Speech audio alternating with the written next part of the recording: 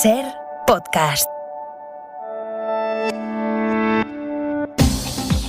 La historia que ya vivimos con AstraZeneca se repite ahora con la vacuna de Janssen, la que hoy mismo tenía que empezar a llegar a España y de la que solo en nuestro país se pondrán 17 millones de dosis. Esa es la previsión que se mantiene, pero que ahora no tiene fecha porque no sabemos cuánto puede alargarse la suspensión en la distribución de esta vacuna que acordó ayer la farmacéutica después de que se paralizara su administración en Estados Unidos. Ayer se han dado 6 casos de trombos en 6 mujeres de las millones de personas que han recibido la vacuna, 7 millones. La empresa frena el reparto para estudiar si hay relación entre esos casos y sus inyecciones, y eso llevó a la paralización en Europa, donde se reproduce la historia. La historia y la incertidumbre. José Luis Astreola. Hola, buenos días. Es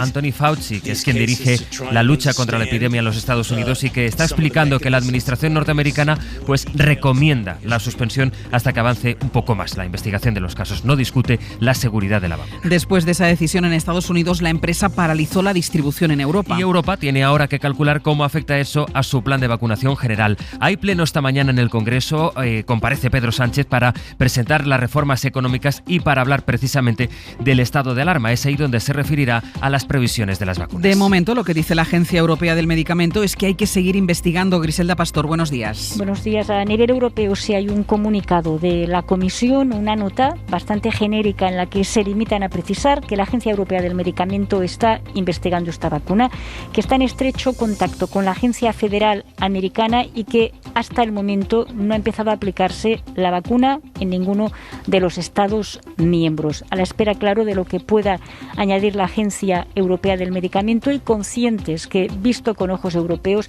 hay 55 millones de dosis de esta vacuna que eran claves para cumplir los objetivos del trimestre. Ha bajado un poco la incidencia, está en 196 casos por 100.000 habitantes. Ayer Andalucía no pudo notificar sus cifras. Bajó también ayer el número de fallecidos por COVID, 100 personas. Decíamos que hay pleno esta mañana en el Congreso y eso es lo que va a marcar la crónica del día. Por lo que pueda decir Sánchez de las vacunas, por el debate sobre si hay que ampliar o no el estado de alarma, el Gobierno se mantiene en que no hay que hacerlo, a pesar de este parón de ahora con las inyecciones de Janssen y por las reformas económicas. Y por la campaña en Madrid, que lo envuelve todo. Ayer ya vimos una muestra en el Senado. ¿Cómo puede pedir responsabilidad a los demás alguien que miente más que habla? Sí, que miente más que habla. A ver, que me entere, señor Maroto. ¿Ustedes están a favor del estado de alarma a partir del 9 de mayo o no? La sensación que tengo es que si el gobierno propone prolongar el estado de alarma a partir del 9 de mayo, ustedes chillan. Y si no lo proponemos, también ustedes chillan. PNV, Bildu, Más País o Compromís han pedido una alternativa legal al estado de alarma pactado con las comunidades. El PP plantea reformar en 15 días la ley de salud pública, aunque alguno de sus varones sí que está directamente por ampliar la alarma. Y a partir de hoy, las empresas deben tener un registro de salarios donde conste lo que cobra su personal, también los directivos. Es lo que establece el decreto de igualdad retributiva entre hombres y mujeres y el propósito, pues precisamente es ese, publicar los valores promedio de los sueldos para evitar discriminaciones. Rafa Bernardo. El registro es obligatorio para todas las empresas y debe reflejar los valores medios de los salarios de todos los miembros de la plantilla, incluidos altos cargos y directivos, especificando en cada caso el tipo de retribución, salario base, complementos salariales o percepciones extrasalariales. Varias instituciones están cooperando para facilitar esta labor a las pymes. Maricruz Vicente Comisiones. Desde el Ministerio de Trabajo, el Ministerio de Igualdad y las organizaciones sindicales hemos acordado un modelo estándar que facilite ese trabajo sobre todo en las empresas pequeñas, en las empresas que tienen menos recursos. Está previsto que esta herramienta se presente mañana. Al registro podrán tener acceso a la representación de los trabajadores y la Inspección de Trabajo, que podrá sancionar si no hay registro o si éste constata discriminación salarial. Y de los despidos colectivos, el último anuncio ha sido el del BBVA, Jordi Fábrega. Todos los empleados de BBVA en España han recibido una nota de la compañía en la que se les comunica que el viernes empezará la negociación de un expediente de regulación de empleo. BBVA de momento no da cifras, aunque desde el sector dan por hecho que la compañía planteará un ERE para alrededor de 3.000 trabajadores. Dice el comunicado de la empresa que estos despidos afectarán tanto a los servicios centrales como también a la red de oficinas y que la intención de BBVA es minimizar el impacto sobre la plantilla. El ERE afectará solo a BBVA España, que tiene una plantilla de casi 25.000 trabajadores, y no afectará a las otras sociedades del banco, aunque estén en España. Y del exterior preocupa la tensión entre Ucrania y Rusia, que tiene desplegados más de 50.000 soldados en la frontera. Estados Unidos y la OTAN han pedido a Moscú que rebaje de forma inminente la escalada militar. Biden ha hablado ya con Putin por teléfono, le ha ofrecido reunirse con él en los próximos meses para tratar este asunto. Es miércoles, es 14 de abril. Hoy se cumplen 90 años de la proclamación de la Segunda República en España. Sara Selva, buenos días. Hola, buenos días. Fue el 14 de abril de 1931 en la Puerta del Sol, que ahora es la sede del Gobierno de la Comunidad de Madrid y entonces era el Ministerio de la Gobernación. En las fotos en blanco y negro de ese día pues se ven las calles de Madrid, de Barcelona, de Valencia llenas de gente, con las plazas a reventar, celebrando la llegada de la República.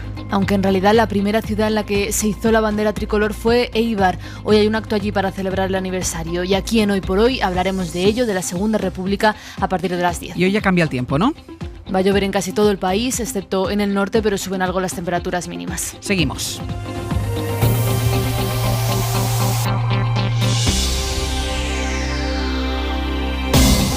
Nos espera esta mañana un pleno largo en el Congreso de los Diputados que empieza con la comparecencia de Pedro Sánchez. Está previsto que el presidente aborde ahí dos temas clave: el estado de alarma y el plan de recuperación del que depende el dinero que nos va a llegar de Bruselas. Pero a esos asuntos que son sobre el futuro, el más inminente y el lejano, se suma ahora una complicación del presente.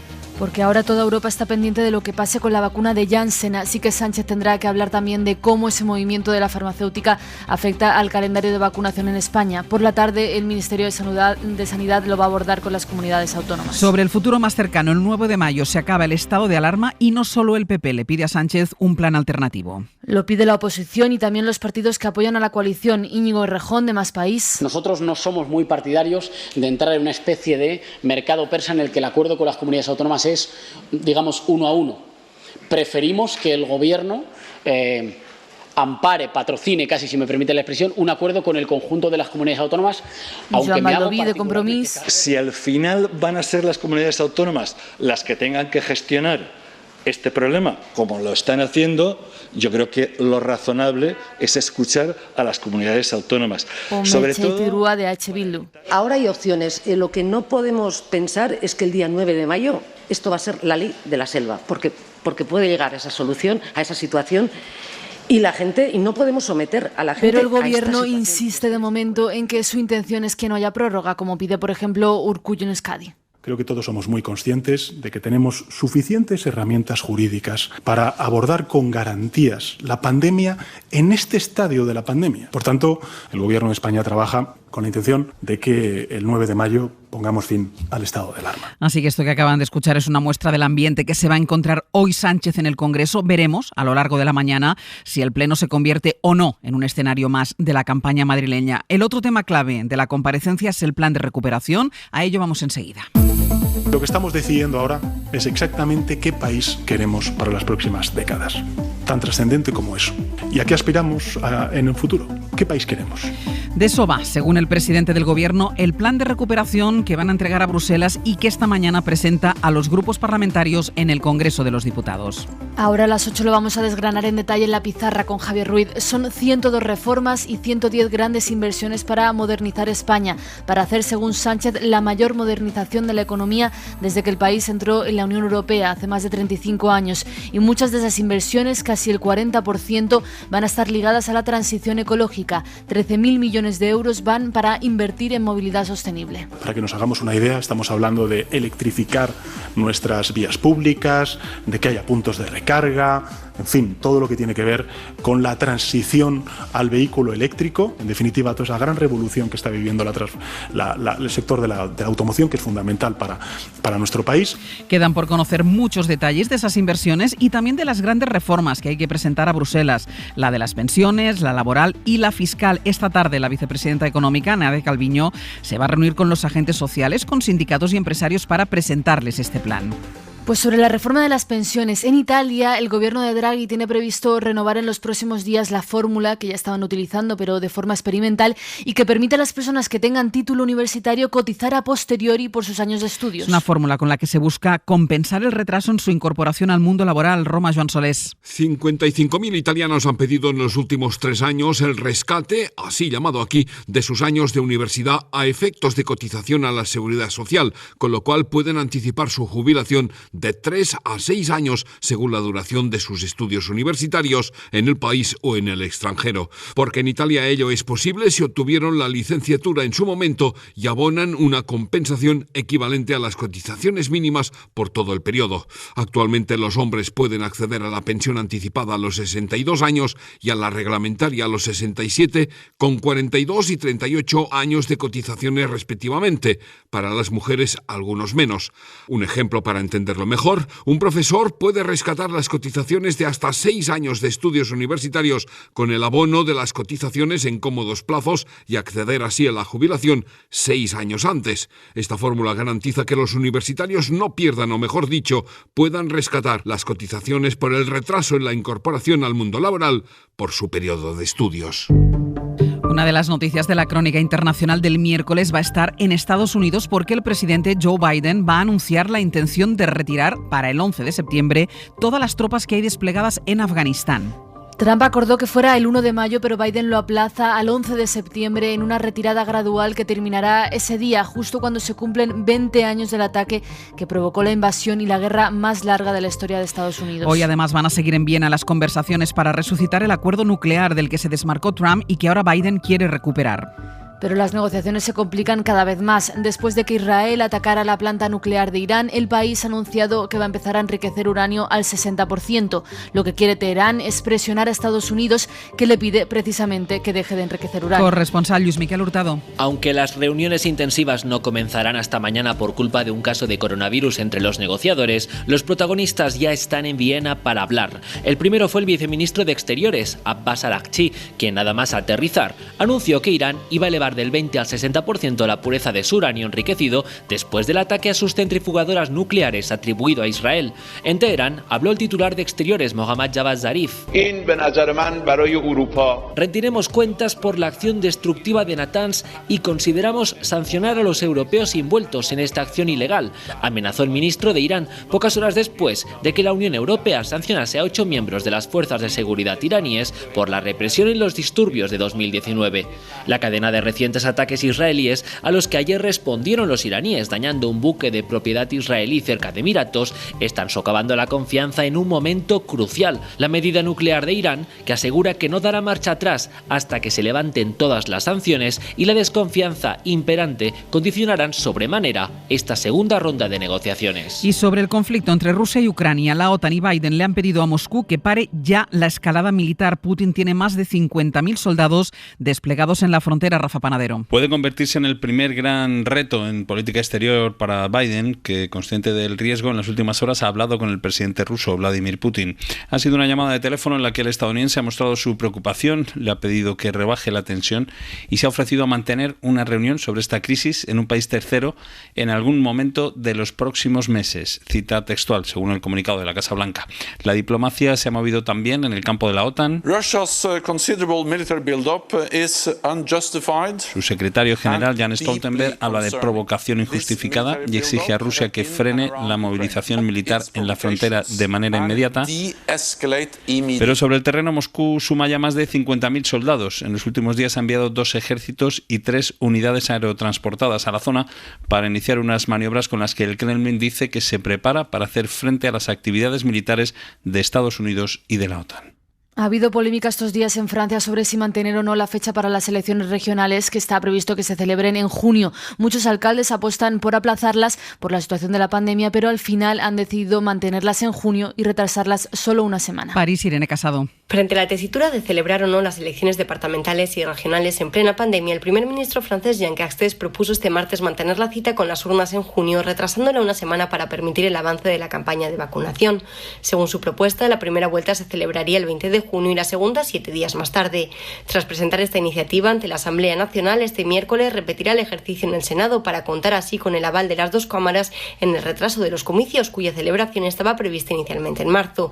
Cierto, solo una semana, señaló el primer primer ministro en la Cámara Baja, pero es una semana más de campaña y de vacunación, es decir, al menos 2 millones de personas vacunadas y una semana más de preparación del escrutinio, y eso, mientras el coronavirus continúa circulando, cuenta, insistió Jean Castex, justificando así su propuesta. Y una cosa de la cultura, presenta nueva novela la escritora argentina Mariana Enríquez, un paseo por 24 cementerios de todo el mundo. Marta García. Entre la narrativa y la crónica periodística, la argentina Mariana Enríquez recoge en este libro Alguien camina sobre tu tumba sus viajes por cementerios de medio mundo, el de Montparnasse, el de Poblenou o el cementerio judío de Praga, lugares por los que dice sentir fascinación desde que era un adolescente debido a su sensibilidad de chica gótica, dice, amante de los temas pop y macabros, crónicas en las que hay ángeles sensuales, criptas, catacumbas o sexo, porque Enríquez cree que los cementerios son máquinas de contar historias, aunque reconoce que su mirada también es política y tiene que ver con la dictadura argentina. La desaparición de cuerpos, las fosas comunes, y eso es parte de nuestra contemporaneidad, o sea, las desapariciones ocurrieron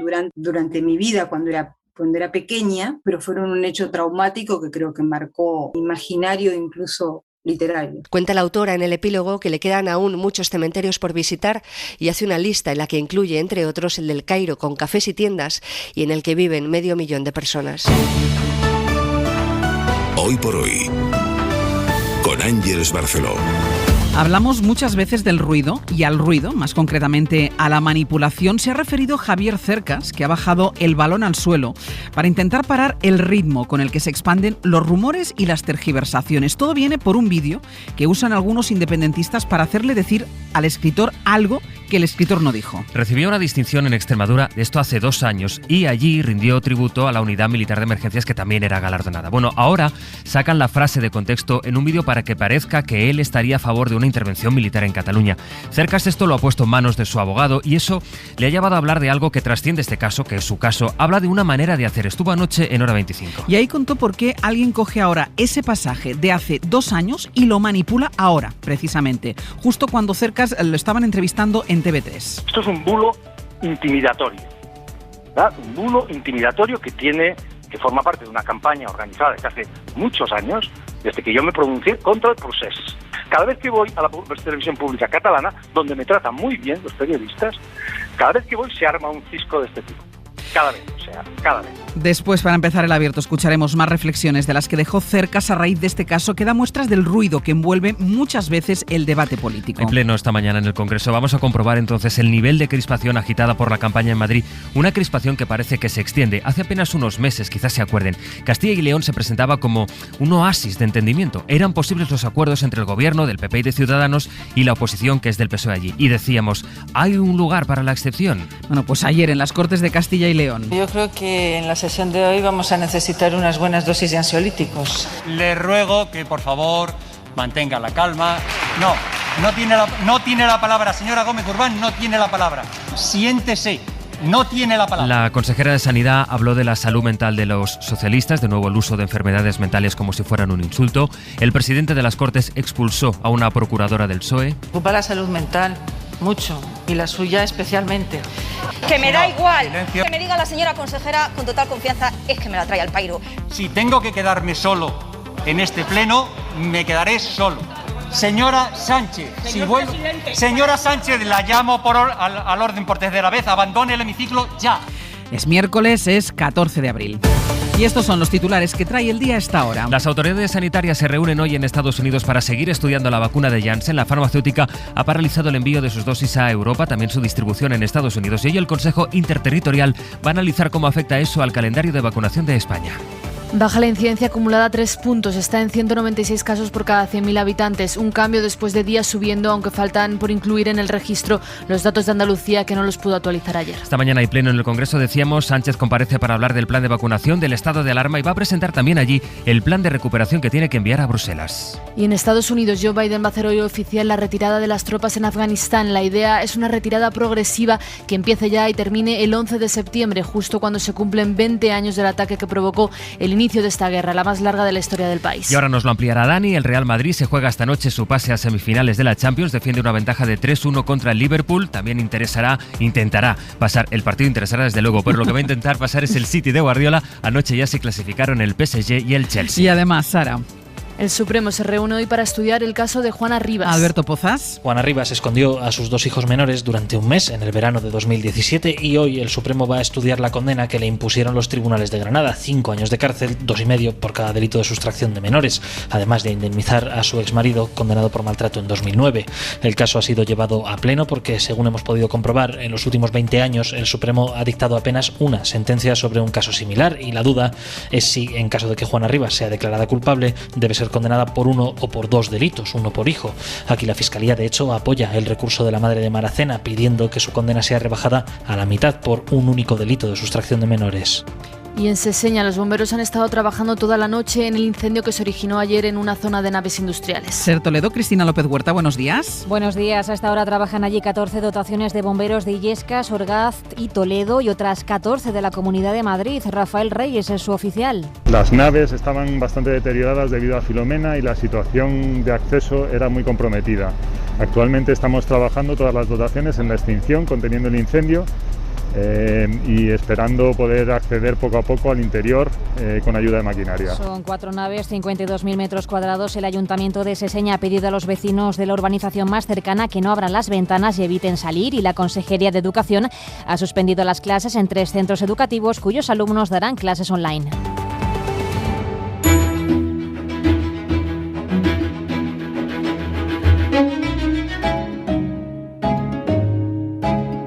Vamos a repasar, a analizar la prensa con Pedro, con Sastre, con Sara. Ya saben que se ha interrumpido el suministro de la vacuna de Janssen, que todavía no ha llegado. Tenía que llegar hoy 300.000 dosis. De momento paralizado, de momento. Y claro, hay mucho de vacunas hoy en la prensa nacional. Mira, complica, descabala, compromete, aleja. Los verbos varían, dependiendo del periódico, pero la sensación es la misma en todos los diarios. El revés de la vacuna de Janssen pone más difícil alcanzar los objetivos de vacunación previstos por el gobierno. Es la apertura en varias primeras. Dice Javier San Pedro en El País que no cuadran los números, que no hay lógica en que por un riesgo tan bajo, 6 trombos detectados entre 7 millones de vacunados, se detenga una campaña tan crucial para el mundo. Detener la vacunación, dice, provoca 1000 veces más daños que continuar con ella mientras se investigan esos efectos raros. La Razón ha hecho su propio cálculo y tiene claro, después de lo sucedido ayer, o al menos es lo que llevan en su portada, que la inmunidad ya no se va a alcanzar hasta el año que viene, hasta el 2022. Se pregunta en su editorial si Sánchez tiene un plan B ante el riesgo de que no pueda contar con la vacuna de Janssen. ¿Qué previsiones de sustitución de esa vacuna tiene el gobierno? Se pregunta La Razón, que parece obviar que no es el gobierno quien compra las vacunas, sino de momento la Unión Europea. Otra cosa es que luego eso cambie. La Razón dice que teme que la única respuesta del gobierno al contratiempo sea cruzar los dedos y esperar a que todo pase. Y leo esta cifra destacada en El País, tiene que ver también con la pandemia. La mitad de los españoles cree que lo peor de la pandemia ya ha pasado. Lo dice una encuesta que realiza de forma periódica el Instituto de Salud Carlos III. Son más los españoles que creen que tienen muy pocas posibilidades de contagiarse, el 31%, esto explicaría, por cierto, ciertos comportamientos, frente al 25% que cree que tiene muchas posibilidades de contagiarse. Hay mucho sobre la vacuna en la prensa internacional. Escribe un cirujano general retirado en el Washington Post y dice que está seguro de que las autoridades sanitarias dudaron a la hora de tomar la decisión de suspender la vacuna, pero que él cree que han hecho bien. El hecho de que se haya parado debe aumentar la confianza de la población en la seguridad del proceso y no al contrario, porque demuestra que la monitorización funciona. También en el Washington Post llevan una ilustración muy gráfica que compara el número de vacunas que se han puesto con el número de trombos. Es un cuadro en el que van apareciendo poco a poco puntos grises. Cada uno es una dosis que han puesto y en medio de toda esa maraña de puntos grises, 6 puntitos azules, una forma visual de ver la verdadera dimensión del problema. En el editorial del New York Times apoyan también la decisión de las autoridades sanitarias de suspenderla. Lo que más preocupa es que esto provoque que aumenten las dudas y las reticencias a ponerse la vacuna. Hay también muchos análisis sobre cómo afecta esto a Europa, porque se suma lo de AstraZeneca, lo definen como un golpe más, una barrera más a la vacunación. En The Guardian dicen que AstraZeneca ya era clave por la logística, porque es más fácil de transportar, y que la otra esperanza estaba en la de Janssen, por ser de una sola dosis. Y un apunte más sobre esto, sobre el papel de los periodistas. En el Washington Post escriben que destaca la buena comunicación de la administración de Biden, porque enseguida hubo varias ruedas de prensa con expertos poniendo las cosas en contexto, y que lo complicado aquí, dice esta columnista, está también en la responsabilidad que tienen los medios, que corren el riesgo de no transmitir bien el contraste entre el diminuto número de casos de trombos y la abrumadora efectividad de la vacuna. Qué importante este editorial, lo que dice este editorial. El otro gran gran asunto del día, y lo vamos a poder escuchar además en directo aquí, es ese plan de recuperación que ayer ya presentó en la Moncloa después del Consejo de Ministros el presidente del Gobierno, pero que hoy va a presentar al resto de fuerzas políticas en el Congreso. Y El Mundo, por ejemplo, cuestiona en su portada que sigue sin haber una fecha clara para la llegada del dinero europeo, además de criticar que la de ayer haya sido, dice El Mundo, la 8ª vez que Sánchez presenta el plan. En otros medios se habla de la 7ª vez. Bueno, esa misma idea ronda las páginas y los artículos de opinión, por ejemplo, en ABC. Ese periódico pone el acento en que el diálogo social está estancado y que es fundamental para aprobar las reformas que España debe comprometer a cambio de recibir el dinero europeo. Y cuenta que el ministro Escrivá hace un mes que no se ve con los agentes sociales, hace 2 meses que no habla con los autónomos. También en el editorial de ABC se escribe que si Sánchez ha dado 2 ruedas de prensa en 8 días, conocida como es, dice, su alergia a los medios, debe ser porque en la Moncloa han detectado que algo va mal en los sondeos. La campaña del PSOE en Madrid, dice ABC en su editorial, es un caos, sus mensajes suenan a hueco, Sánchez implica para evitar un mal resultado que le complicaría la legislatura. El Mundo también cuestiona un día más la propaganda, dice Pedro Sánchez. El editorial de este periódico critica que el presidente esté entregado al efectismo y no a la gestión y reprocha que en todo este tiempo no haya desarrollado una ley que aporte garantías jurídicas a las comunidades. E interesante también lo que dice Vidal Folk en El País. El imán de lo público ha llevado a revisar estructuras productivas de lo privado. Habla de ese plan con dinero europeo, orientándolas hacia el futuro. El nivel de la respuesta empresarial parece contundente y, descontando a oportunistas y funambulistas, muchas empresas han replanteado sus planes estratégicos y sus modelos de negocio. Y Joe Biden, Sara, que ha escogido esa fecha tan simbólica del 11S para la retirada de las tropas de Afganistán, esto también está muy presente en la prensa internacional. Es la gran noticia de la prensa estadounidense. En el Washington Post dicen que con esto Biden espera resetear la agenda global y centrarse en otras amenazas. En su editorial escriben que el presidente ha optado por la vía fácil y que el resultado va a ser un desastre para el país y en particular para sus mujeres. Puede llevar a un retroceso en la política, la economía y el progreso social, escriben. En el Times dicen que aunque Biden nunca va a pronunciar esa frase, este movimiento es como su propia versión del America First, del América Primero, aunque con un significado diferente al que utilizaba Trump. Y en The Economist dicen que 2 décadas después la guerra más larga de la historia llega a su fin, pero añaden al menos para los estadounidenses. Y 90 años de la proclamación de la Segunda República. Sastre. Sí, hay mucho de eso en los periódicos. Voy a quedar con esta tribuna de Julián Casanova en El País. Dice: todas las repúblicas que surgieron en Europa entre 1910 y el 31 fueron derribadas, salvo la irlandesa, por movimientos autoritarios de ultraderecha fascistas. Fueron intentos democráticos en momentos convulsos, pero nada que ver con lo que siguió: intimidación, terror y crimen en masa organizado. Toca ya deportes. Dani Garrido, director de Carrusel. ¿Qué tal? Muy buenos días. ¿Qué tal, Ángeles? Buenos días. ¿Qué tal? Estamos semana de Champions. Al fútbol español solo le queda un equipo de Champions, el Real Madrid, y hoy se la juega, pero bueno, de entrada lo tiene un poquitín más fácil que su rival, que el Liverpool.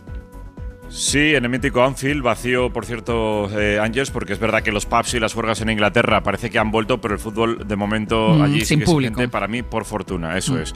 El Madrid trae una buena ventaja, fue muy superior al Liverpool en la ida, es un 3-1 con el fantástico día que tuvo Vinicius. Es verdad que Zidane acumula muchos problemas, sigue con las bajas de Carvajal, de Varane, de Lucas, que tiene casi imposible volver este año, y Ramos, que además de lesionado, tiene COVID. Acertar el planteamiento del técnico que busca las semis es casi imposible. Veremos si insiste en el 4-3-3 de la ida o incluso se protege con 3 centrales. Espera un Liverpool más volcado con la entrada del español Thiago y Firmino, pero el Madrid a la contra, sinceramente creo que puede hacer mucho daño.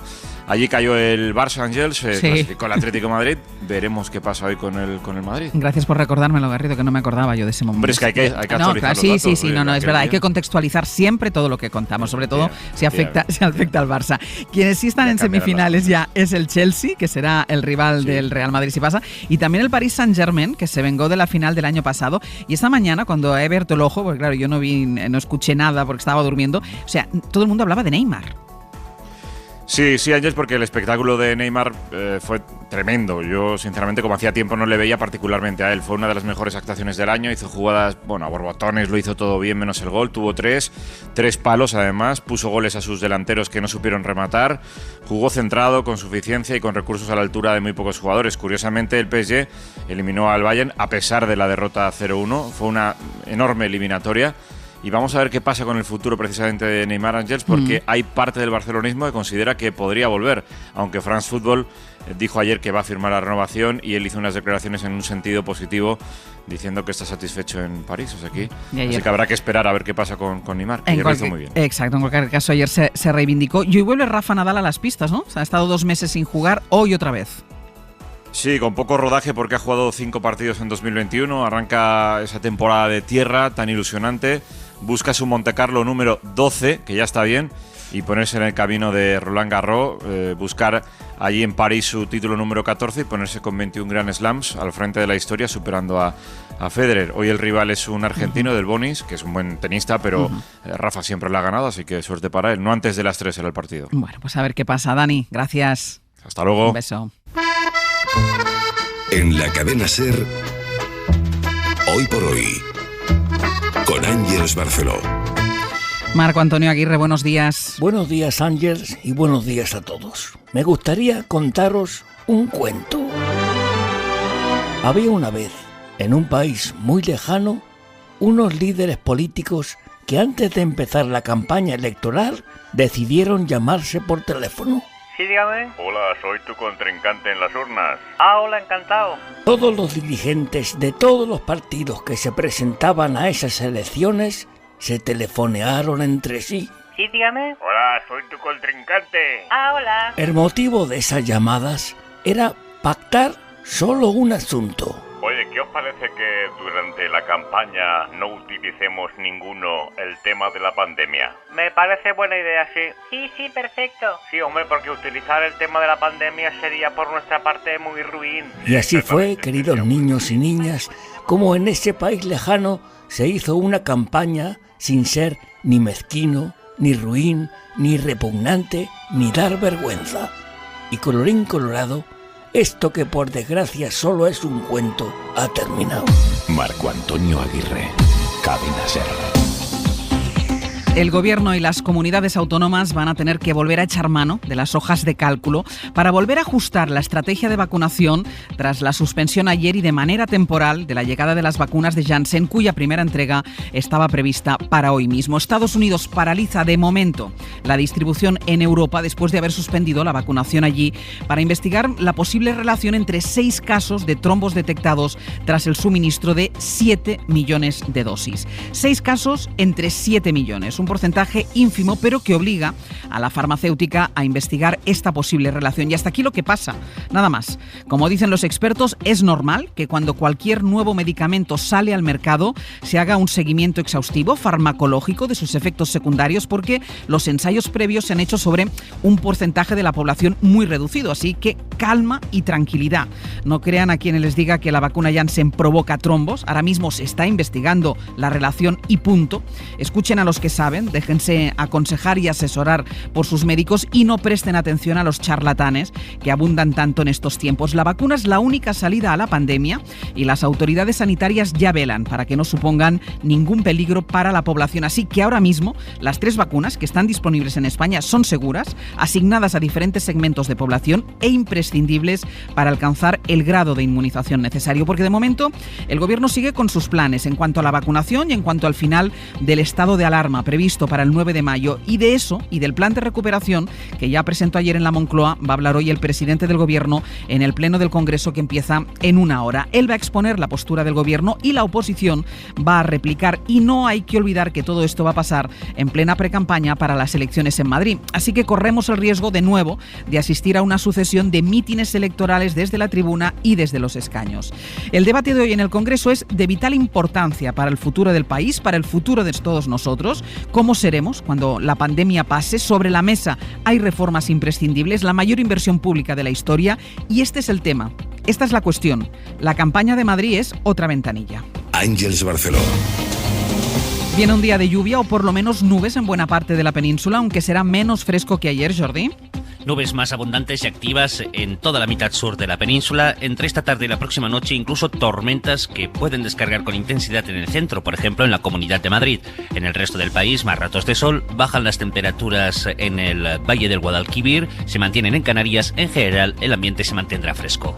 El miércoles lo va a marcar ese pleno que dentro de una hora empieza en el Congreso y la pausa en las vacunas de Janssen. Por ahí vamos a trazar el relato esta mañana en cuanto saludemos a Ana Usle. Buenos días. Buenos días, Ángels. Estamos ya mucho más cerca de que todo esto acabe. Y nuestros amigos del Santander quieren que empecemos a acumular ilusión, porque con el Santander empiezas ya a acumular avios cada mes, con tu nómina, tus recibos y usando tu tarjeta de crédito. Y más sabios aún, contratando nuevos productos. Y para empezar, si traes tu nómina antes del 30 de junio, puedes llevarte hasta 15.000 avios, para que solo pienses dónde quieres ir, por ejemplo a París, o a Londres, o a Roma. Ven al banco que te lleva más lejos con Santander One. Consulta condiciones en bancosantander.es.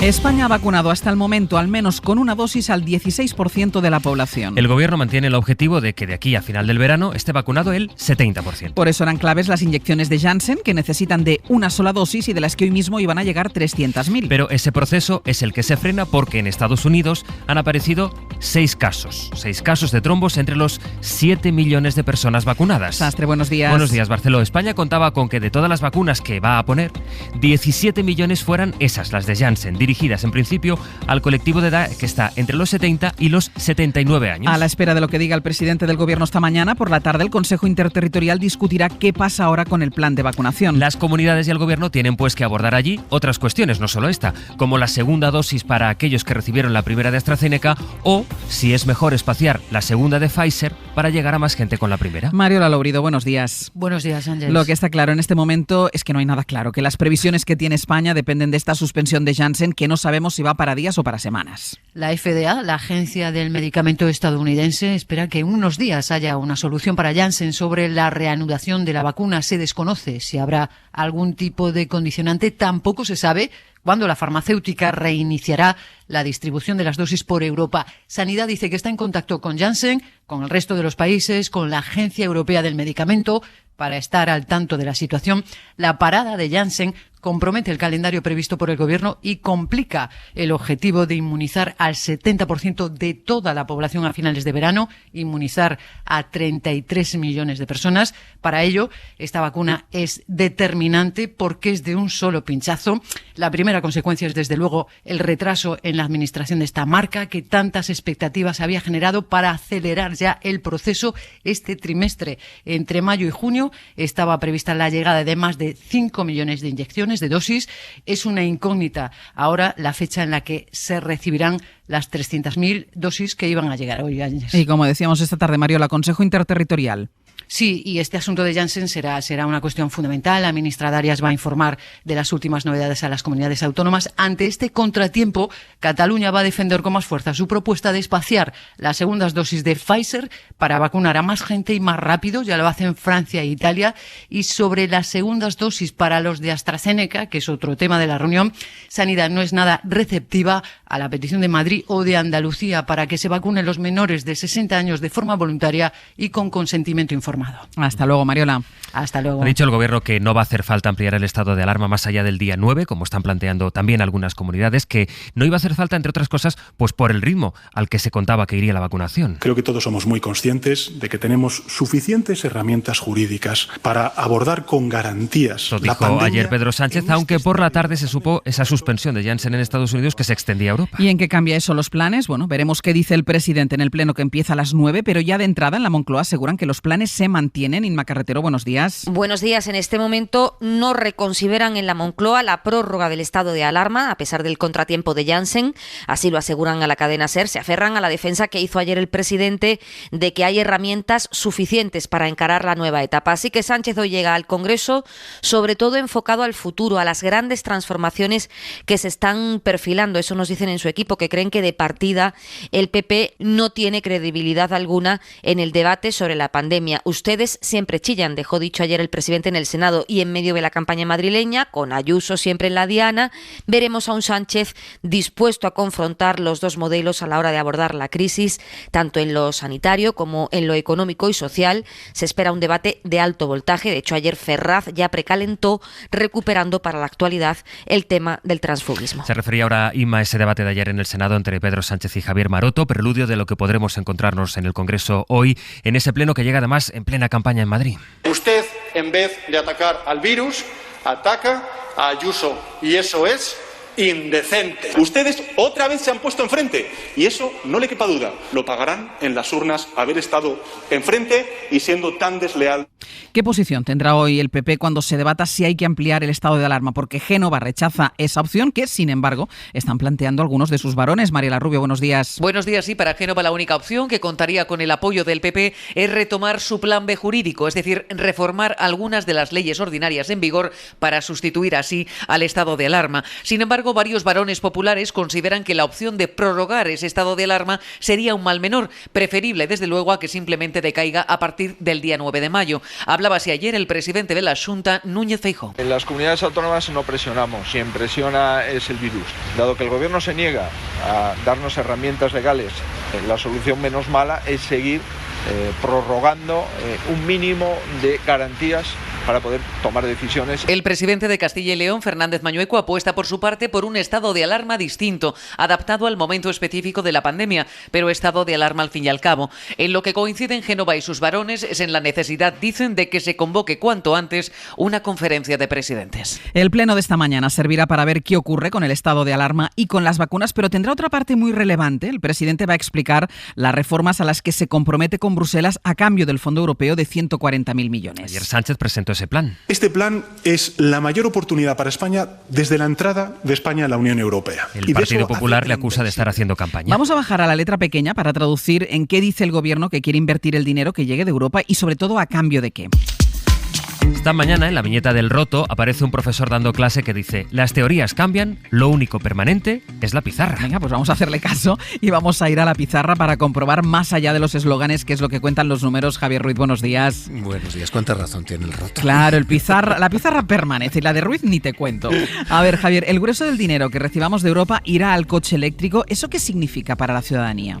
Pues significa que 13.000 de los 69.000 millones se van a eso, a una estrategia de movilidad sostenible, segura y conectada, llama el gobierno.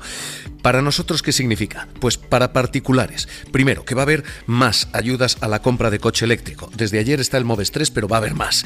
El gobierno plantea contar con 250.000 vehículos eléctricos matriculados en 2021 y alcanzar los 5 millones de vehículos eléctricos en 2030.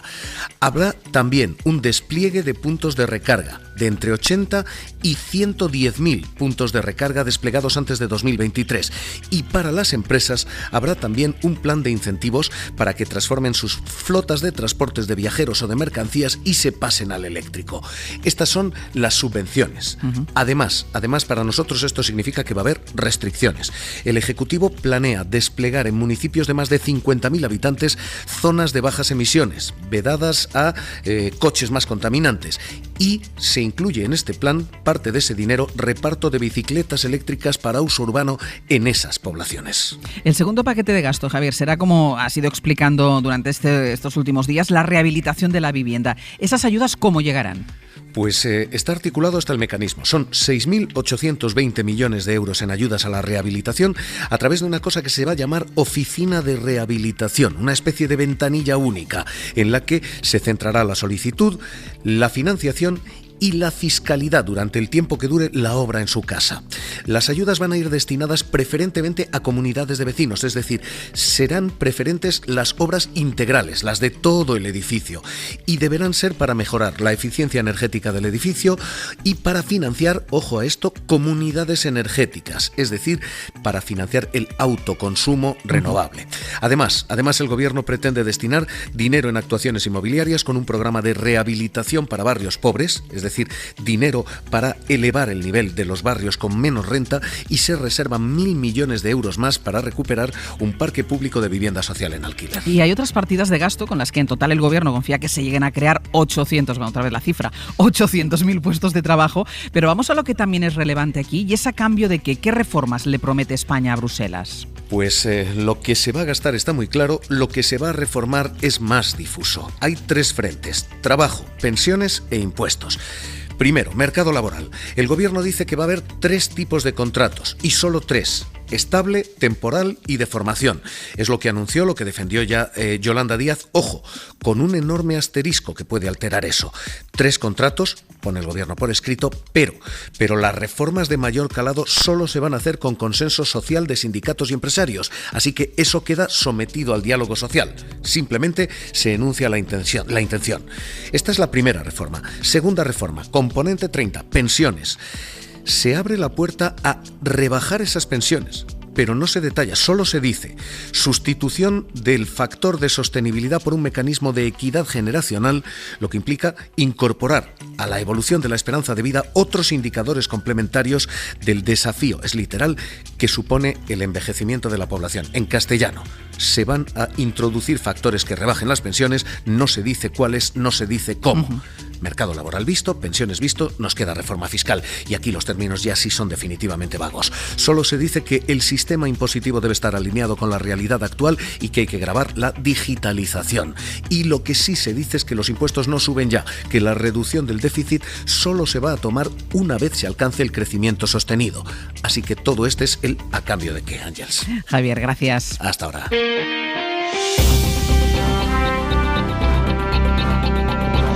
Hemos explicado cómo puede afectar el retraso en la llegada de la vacuna de Janssen en España, pero la realidad es que así está también el resto de países de la Unión Europea, cuyo ritmo de vacunación sigue yendo por detrás del que llevan en el Reino Unido, por ejemplo, Sara. Janssen es clave no solo para España, es clave para toda Europa, que esperaba recibir 55 millones de dosis de aquí a junio. Un nuevo golpe a la lucha global contra el COVID, lo describe, por ejemplo, The Guardian. En Reino Unido aún ni siquiera se había aprobado la de Janssen y han decidido aplazar esa decisión, que era inminente, hasta que lleguen más datos de Estados Unidos. Allí la administración de Biden dice que esto no va a cambiar el ritmo de vacunación, así que mantiene sus previsiones. Lo que más temen es que esto aumente las dudas entre la población, así que en la prensa, los editoriales y artículos de opinión insisten en que la decisión es la correcta porque demuestra que el proceso de monitorización funciona, y por eso la confianza en las vacunas no debería disminuir, sino aumentar. En Francia sigue aumentando la presión en las UCI a pesar de las restricciones que ya llevan en vigor unas semanas. En las últimas 24 horas se han registrado cerca de 40.000 contagios y más de 300 fallecidos. El gobierno francés ha decidido además suspender los vuelos con Brasil. Porque según su primer ministro Castex, la situación allí es dramática. Ha vuelto a registrar más de 3.000 muertos en un solo día y 80.000 positivos. ¿Y eso va a producir un anuncio cargado de simbolismo? Será en Estados Unidos. Su presidente va a hacer oficial la retirada de las tropas americanas de Afganistán. Corresponsal en Washington, Marta Delvado, buenos días. Buenos días. Está previsto que el presidente lo haga oficial hoy. Joe Biden quiere presentar el final definitivo de la guerra eterna de Estados Unidos, su guerra más larga. Biden quiere que la retirada total de los 3.000 soldados estadounidenses en Afganistán sea el próximo 11 de septiembre, coincidiendo con el 20 aniversario de los atentados contra las Torres Gemelas. Fuentes de la administración creen que fijar una fecha para la retirada podría evitar un aumento de la violencia anunciada por los talibanes si las tropas americanas permanecían más allá del 1 de mayo, fecha de retirada que negociaron los talibanes con la administración Trump. Biden anunciará esta decisión a pesar de un informe de inteligencia publicado este martes que asegura que los talibanes ganarán avances en terreno con la posibilidad de que se agudice la guerra civil y regresen eventualmente células terroristas. Los secretarios de Estado y de Defensa están en Europa y discutirán el plan de retirada con sus aliados de la OTAN, que mantiene 7.000 soldados de la coalición en terreno.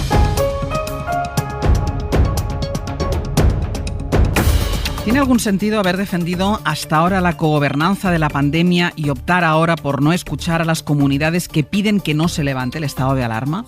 Bueno, hoy a partir de las 9 de la mañana vamos a ir al Congreso porque a esa hora comienza la comparecencia de Pedro Sánchez para, entre otras cosas, informar del grado de aplicación de las medidas excepcionales que caducan, recuerden, el 9 de mayo, Pedro. Y la duda es si Sánchez va a desoír lo que le piden las comunidades, también la mayor parte de los partidos, o bien una prórroga del estado de alarma, o bien también un cambio legal urgente que aumente el margen de maniobra y la cobertura jurídica de las comunidades. Pero claro, hay un pequeño detalle, hay una campaña electoral en Madrid que entre todos han convertido en una reválida de la política nacional más que en una reválida autonómica.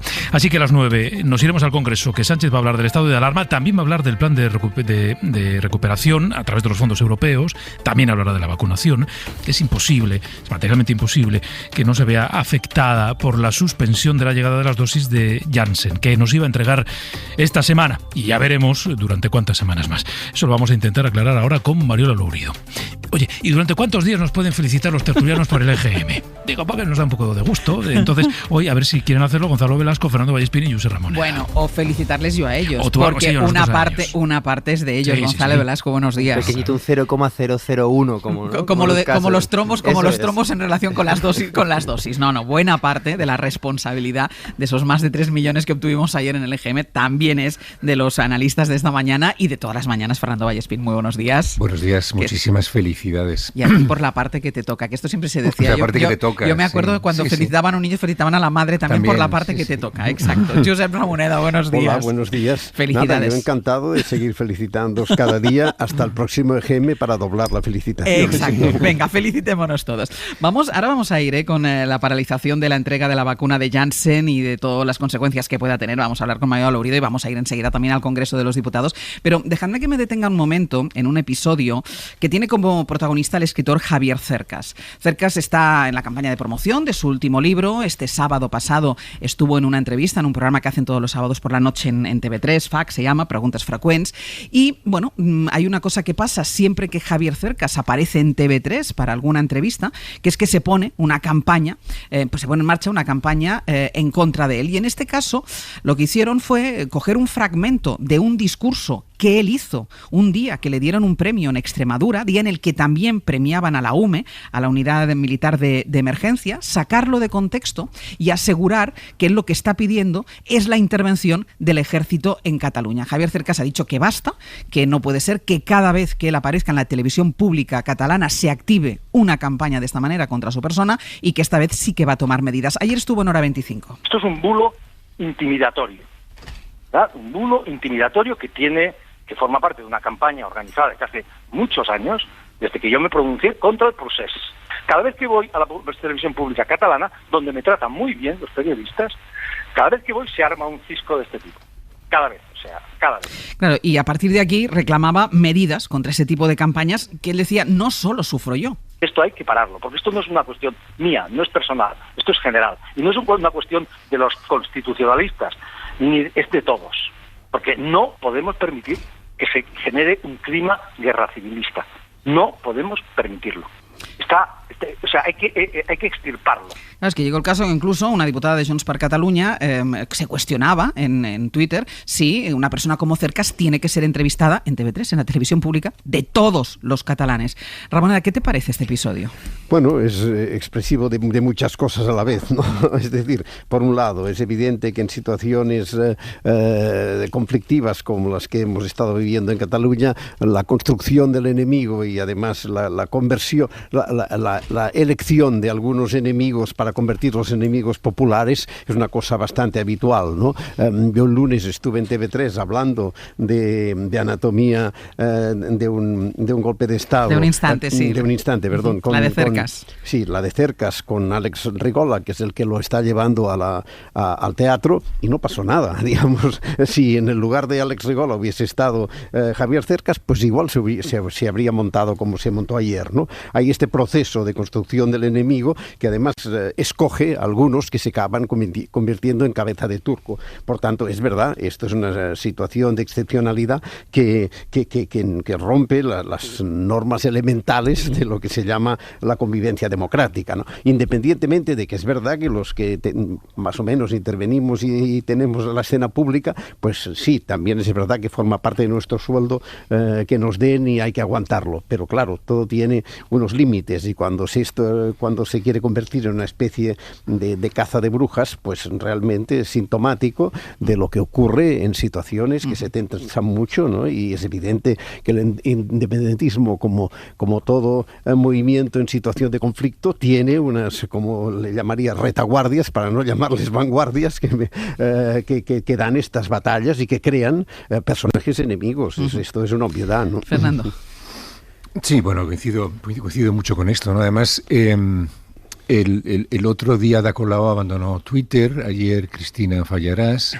Es decir, que está viendo yo un movimiento de gente que dice, bueno, hasta aquí, ¿no? O sea, que hay un momento en el cual uno pues acaba hartándose, y yo lo comprendo perfectamente. Josep dice con razón que, bueno, que lo normal es que los que hablamos en público tenemos que someternos a la crítica. A mí me parece que eso es evidente, y además yo creo que cuanto mejor nos critiquen, mejor también para todos, ¿no? O sea, no solamente para nosotros, sino también para el público.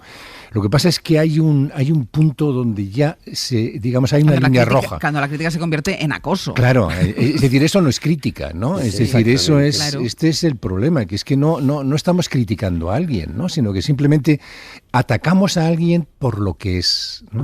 Que a mí no por las ideas que tenga, sino por lo que es. Y eso es lo que a mí me parece que es absolutamente impresentable, pero es lo que nos están enseñando ahora mismo todas las dinámicas que hay en las redes. O sea, no importa qué se dice, sino quién lo dice.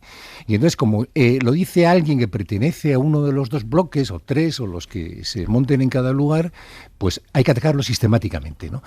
Y esta dinámica yo la veo muy difícil una salida, porque claro, Estados Unidos, que es el país que lleva más tiempo con esto y en el que podemos mirar un poco cuál va a ser nuestro futuro, lo estamos empezando a ver ya en Europa también, esto a lo que conduce es a una polarización que después tiene muy poca marcha atrás, muy poca marcha atrás, es decir, que los propios medios, es decir, el medio prácticamente conduce a eso, ¿no? Y bueno, algún día tenemos que hablar de estas cosas porque realmente son preocupantes. Sí, y yo entiendo muy bien que la alcaldesa Ada Colau haya abandonado Twitter, ¿no? Porque, yo también. Bueno, porque, en fin, yo no estoy... Además le dan por los dos lados, además, en su caso. Sí, no, porque, claro, es esto que dices, ¿no? La construcción del enemigo representativo de todos los demás, ¿no? Claro, sí. Se construyen unos iconos para poder darles, entendiendo que con ello se da a todos, ¿no? Y lo significativo de ayer de Cercas es que estas campañas se originan también cuando el representado, el que está en el espacio público, en la entrevista, en la televisión, no responde al prejuicio generalizado. Porque ayer él explicaba que parte, a su entender, de la motivación de esta campaña era que él habla muy bien catalán, que es de Girona, que hablaba catalán con su mujer y que además se siente cómodo en la televisión, que hace bromas y que hace chistes. Es decir, que el Cercas no responde al prejuicio, al estereotipo del español falangista, conservador, carca, que genera una imagen así, además, pues de algún modo apolinada, ¿no? Entonces, creo que esto es muy significativo, ¿no? Porque es para confirmar un prejuicio y hace que, de algún modo, haya una ceguera hacia la realidad, ¿no? Entonces, me parece que es necesario que pueda haber diferencias y que las discrepancias se den no por esa idea, digamos, idealizada de cuál es el antagonismo, porque estamos contra el fascismo, porque estamos contra la supervivencia del franquismo en el imaginario español, sino porque se den los términos reales por los que se puede discrepar con Cercas. Se puede discrepar con Cercas en términos de, bueno, si es necesario aumentar la autonomía o caminar hacia otro tipo de gestión administrativa de Cataluña, el sentimiento de pertenencia, sobre el papel del catalán en el espacio público, sobre un montón de cosas sobre las que sí se puede discrepar. Pero lo que no se puede discrepar es hacia esa idea del antagonista que, como dice Ramoneda, se está construyendo y que se ve falsada cuando el propio personaje aparece en la televisión pública, ¿no? Claro, y además eso le hacía hincapié también, ¿no? En eso de que me pasa siempre que aparezco en la televisión pública. O sea, que en esa televisión pública, insisto, de todos los catalanes, les molesta a un sector, al otro lado, le molesta que yo participe, que a mí me entrevisten, que yo hable de mi libro en la televisión pública de Cataluña, que, insisto, es la televisión que ven todos los catalanes.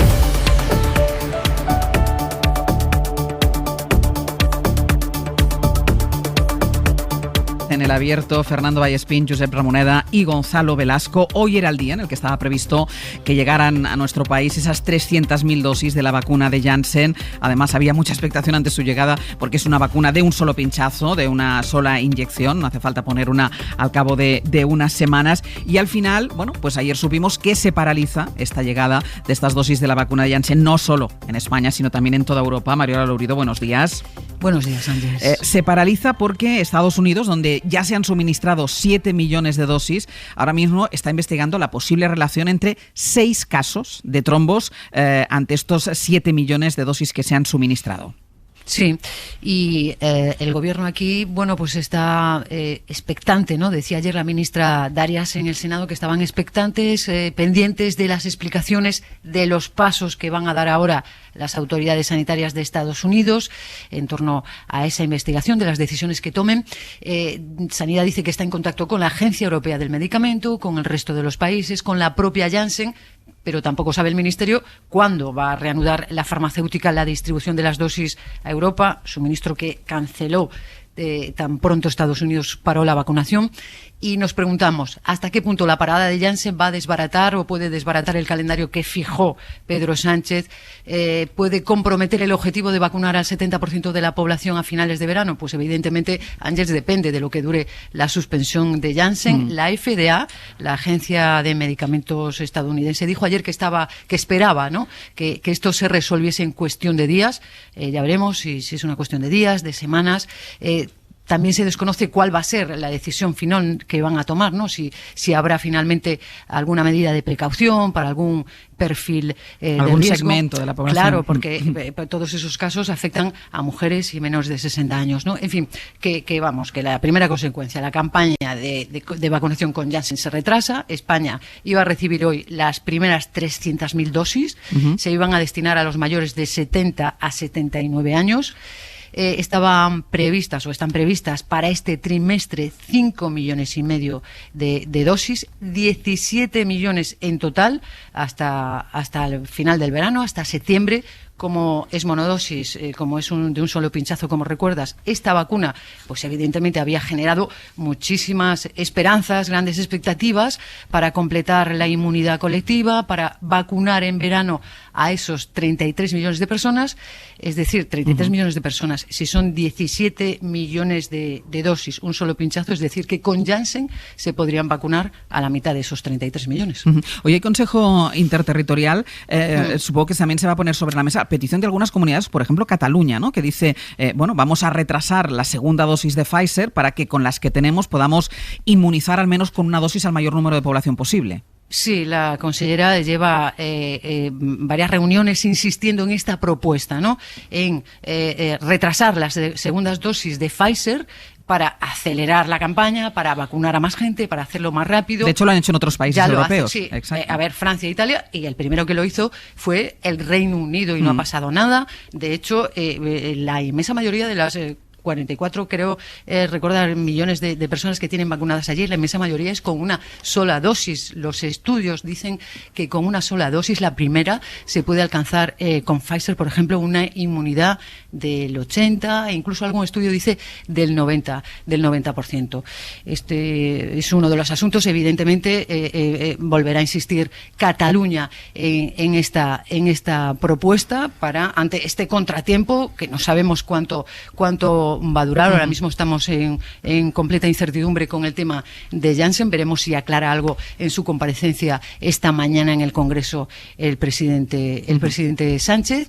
Y luego está también el tema de AstraZeneca, evidentemente, los problemas con la paralización, la suspensión a los menores de 60. Este es un tema también que se va a tratar en el Consejo Interterritorial, porque hay comunidades como Madrid o Cataluña que sugieren que se vacunen los menores de 60 que han quedado colgados con la primera dosis de forma voluntaria y con consentimiento informado. Es algo que no le hace mucha gracia y no ve con gran receptividad el Ministerio de Sanidad, porque dice que las vacunas son para la gente que se la necesita, no para la gente que lo pida, y ahora mismo la prioridad son los mayores, a partir de 60 años para arriba. Mira, sobre esa propuesta que hace Cataluña de aplazar la segunda dosis de la vacuna de Pfizer, recordemos, Pedro, por ejemplo, ¿qué cifras de vacunas en stock maneja ahora mismo Cataluña? Claro, esas cifras permiten tener una idea de cuánto se podría avanzar si la propuesta de Cataluña triunfara. Ahora mismo Cataluña tiene casi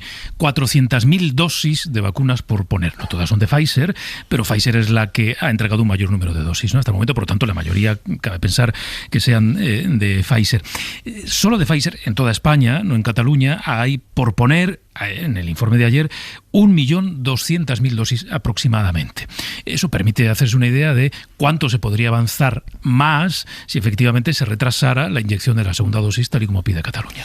Recordar, en cualquier caso, que Europa, aquí vamos a recibir 300.000 dosis, teníamos que recibir hoy 300.000 dosis, pero Europa iba a recibir hasta 55 millones de dosis antes del verano, que es un número considerable de personas que se podían inmunizar con solo un pinchazo. Ahora os pregunto a vosotros, pero sobre todo yo quisiera poner sobre la mesa la importancia y la necesidad de explicar bien de qué estamos hablando. Cuando hablamos de la paralización, cuando hablamos de la investigación que está llevando a cabo la farmacéutica Janssen, es muy importante explicar bien a los ciudadanos de qué estamos hablando para no generar alarma, para no generar miedo y para que no se den situaciones, como hemos estado viendo estos últimos días, de personas que estaban citadas para recibir la vacuna, en este caso de AstraZeneca, y que en el último momento se echaban atrás. Y sobre eso hay un artículo editorial, lo repasábamos esta mañana en la revista internacional de prensa, que publica el Washington Post esta mañana y apunta pues la responsabilidad que tenemos los medios. Dice que corren el riesgo de no transmitir bien el contraste entre el diminuto número de casos de trombos, escribe textualmente,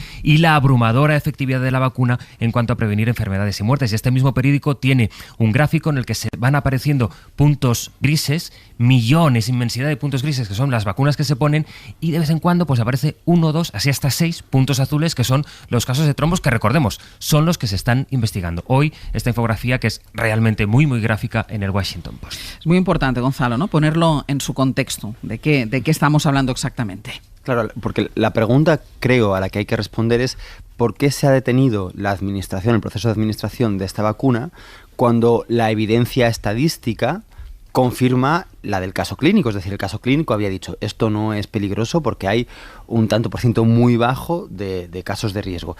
Y un estudio clínico a tiempo real y en una población gigantesca, como son estos 7 millones a los que se ha administrado, confirma que efectivamente no es una vacuna peligrosa.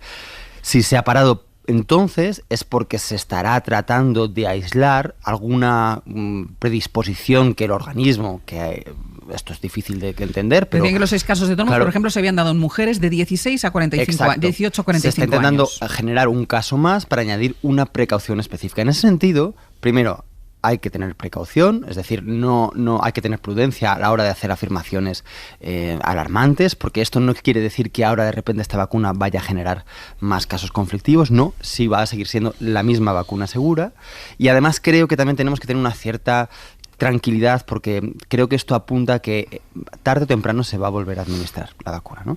Yo me acordaba de, cuando escuchaba la noticia y veía las reacciones, de algo que se ha trabajado mucho en psicología social, ¿no? Y es que nuestro racionamiento moral cambia muchas veces en función de la formulación de los casos. Es decir, si se dice, bueno, si accionas una palanca, un tranvía se desvía y salvas a 5 personas, pero fallece una, mucha gente dice, voy a accionar la palanca. Si en cambio dices, empujas a una persona que va a fallecer, la vas a matar, y a cambio no fallecen 5, entonces mucha menos gente decide hacer eso. Es el mismo resultado, pero al final la actuación es distinta. Y esto pasa un poco así, ¿no? Parece que estamos diciendo como, si aplicamos esta vacuna, estamos matando a personas, que ni siquiera, ¿no? Porque no todas las mujeres que han sufrido trombos han fallecido. Creo que solo, lo que se llama y además sí se relaciona incluso con la vacuna. Claro, claro. Sí. Pero me parece que tiene algo también de un sesgo intuitivo que tenemos, ¿no? De aversión a hacer daño, que creo que no se está cumpliendo porque tendríamos que aplicarlo a cada uno de los medicamentos que además tomamos cotidianamente y bueno, poner. Insisto que me parece muy importante, ¿no? En situaciones como esta, escuchar a la gente que sabe de lo que habla. Isabel Solas, viróloga, codirectora del Laboratorio de Coronavirus del Centro Nacional de Biotecnología del CSIC, ayer pasó por Hora 25 y yo creo que esta intervención suya resume exactamente y perfectamente de lo que estamos hablando. Los ensayos clínicos se hacen con varias decenas de miles de personas y se estudia la seguridad en ese número de individuos. Ahora, una vez autorizada la vacuna, hay una distribución masiva y esto forma parte de lo que se llama fase 4, en la que la vacuna se administra y hay una vigilancia farmacológica para comprobar si hay otros efectos que son menos frecuentes como este, pero que aparecen y que deben investigarse. Forma parte de la vigilancia farmacológica habitual cuando un medicamento nuevo se pone en el mercado, Ramoneda. Sí, yo, en fin, me atengo a la cifra que da Javier San Pedro, ¿no? Sí. Si el riesgo es de 0,0001%, pues me parece realmente extraño que se lleve a una situación límite. Es decir, para decirlo de una manera banal, ¿a qué velocidad se tendría que poner la circulación de coches para conseguir un riesgo de 0,0001%, ¿no? Digamos, cuesta de entender. Es posible que haya otras cosas que no estén claras y que pues en esta fase, en el paso de la fase de ensayo a la siguiente, pues hay algunas dudas más que esto que se insinúa. Pero por los datos que se dan, cuesta mucho de entender que se tome una decisión que puede tener unas consecuencias en muertes muy significativas, ¿no? Esto, vaya, me parece que es una cuestión clara. Otra, ya si pasamos al lado político, ¿no? Estos obstáculos que es lógico que aparezcan, aunque parezcan irracionales en un proceso como este, probablemente serían distintos si los políticos, presas de su ansiedad para darnos buenas noticias, digamos, administraran mejor los tiempos, ¿no? Y desde que apareció las primeras vacunas y tuvimos la gran sorpresa de la aceleración con la que se habían conseguido a finales de diciembre, nos anuncian más o menos cada 15 días que ahora sí, ya estamos ante la salida definitiva. Y entonces cualquier obstáculo se convierte en frustración. Y cualquier frustración en pesimismo, que es lo que abunda excesivamente en este momento. Déjame un minuto para Fernando. Sí, no, a mí me gustaría que viéramos que con la seguridad se produce siempre una paradoja, ¿no? Que es cuanto más nos obsesiona la seguridad, tanto más inseguros nos sentimos. Eso lo vemos, por ejemplo, con las dietas, ¿no? Hay un momento en que, claro, ya nos advierten tanto de las consecuencias de tomar una dieta u otra que al final uno deja de comer, ¿no? Entonces, claro, es decir, que una sociedad sin riesgo es imposible, claro. Punto, ¿no? Entonces, sin embargo, cuanto más nos obsesionamos por eliminar los riesgos, curiosamente, más inseguros nos percibimos. Y esto está ocurriendo con las vacunas, pero ocurre literalmente con todo. Es decir, que vivimos en una sociedad que ha entrado en una dinámica donde es imposible satisfacer las expectativas, digamos, de riesgo nulo. Sonido en directo del Congreso de los Diputados, a punto de empezar el pleno de esta mañana. La sesión de control irá más tarde porque antes Nieves Goicoechea, buenos días. Buenos días, Sánchez. Tiene mucha plancha hoy este pleno porque hay estado de alarma, hay plan de recuperación y después también sesión de control al Gobierno. Tenemos un montón de plancha horas aquí, por lo menos toda la mañana con este pleno y después, como decías, la sesión de control que empezará sobre el mediodía. Vamos a ver cuánto dura este pleno en el que Sánchez va a intervenir ahora por tiempo indefinido y limitado porque le corresponde así al presidente del Gobierno. Va a explicar, como estáis comentando, bueno, pues la intención del Gobierno es no prorrogar el estado de alarma, a pesar de que se lo pide el Partido Popular, a pesar de que se lo piden algunos socios, buscar herramientas legales que sustituyan ese vacío legal que entienden algunos presidentes pues que existe si no se aplica el estado de alarma. Sánchez también va a informar del plan de recuperación que se nutrirá de los fondos europeos por valor de 140.000 millones de euros para modernizar, dice el Gobierno, para cambiar el modelo productivo del país,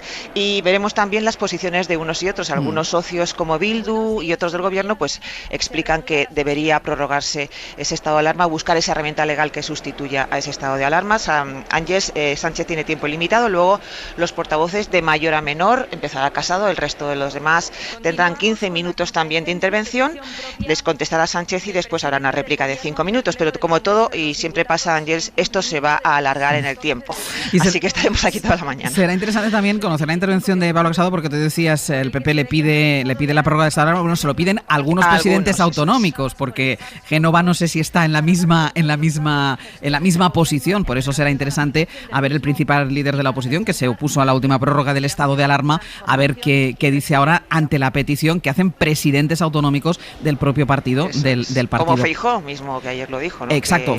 El mal menor le llama es prorrogar. Claro, lo dijo Feijóo. Ayer también escuchamos en una entrevista a Juanma Moreno Bonilla, el presidente de la Junta de Andalucía, que decía: necesitamos una herramienta para poder seguir manteniendo las restricciones. Bueno, veremos cuál es la postura del Partido Popular.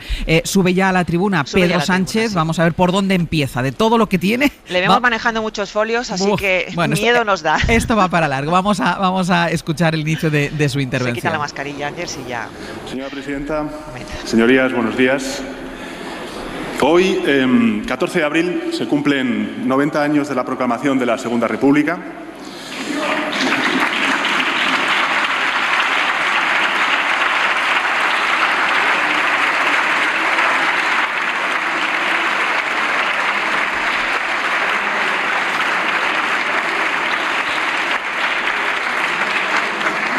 Los aniversarios nos sirven para reflexionar, para poder echar la vista atrás y también comprobar que hay un vínculo luminoso con nuestro mejor pasado que debemos reivindicar.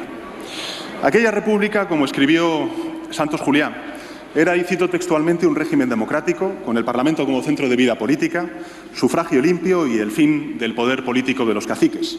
Y añadió: la vida, en fin, sería más igualitaria, más libre, más justa, como reclamaban los tiempos. Aquel ambicioso proyecto que comenzó hoy hace 90 años buscaba la modernización de nuestro Estado y también de la sociedad española. Buscaba la consolidación de la paz, la derrota de la dictadura, buscaba por encima de todo anteponer el valor de la democracia. Se aprobaron medidas legales y jurídicas muy avanzadas para la época, señorías, especialmente para la clase trabajadora y para la más de la mitad de la población española, es decir, las mujeres. Mujeres que, con su derecho a la participación en la vida política, hicieron oír su voz y participaron en la evolución de la sociedad. Mujeres que triunfaron en aquella época en la política, en la cultura, en el periodismo, en el deporte, en la educación. Aquel proyecto que nació hoy hace 90 años era el primero en toda la historia de España que apostaba por la educación y por la ciencia como motores de la prosperidad. Aquel proyecto, señorías, tenía entre sus prioridades la modernización de la economía española mediante, por ejemplo, la reforma agraria y también el impulso a la industrialización de nuestro país. Señorías, hay, a mi juicio, 3 fechas gracias a las cuales España hoy es un gran país. 3 fechas con un vínculo indisoluble. La primera, el 14 de abril de 1931, la segunda, el 6 de diciembre de 1978 y la tercera, el 12 de junio de 1985, cuando España firmó el Tratado de Adhesión a la Unión Europea.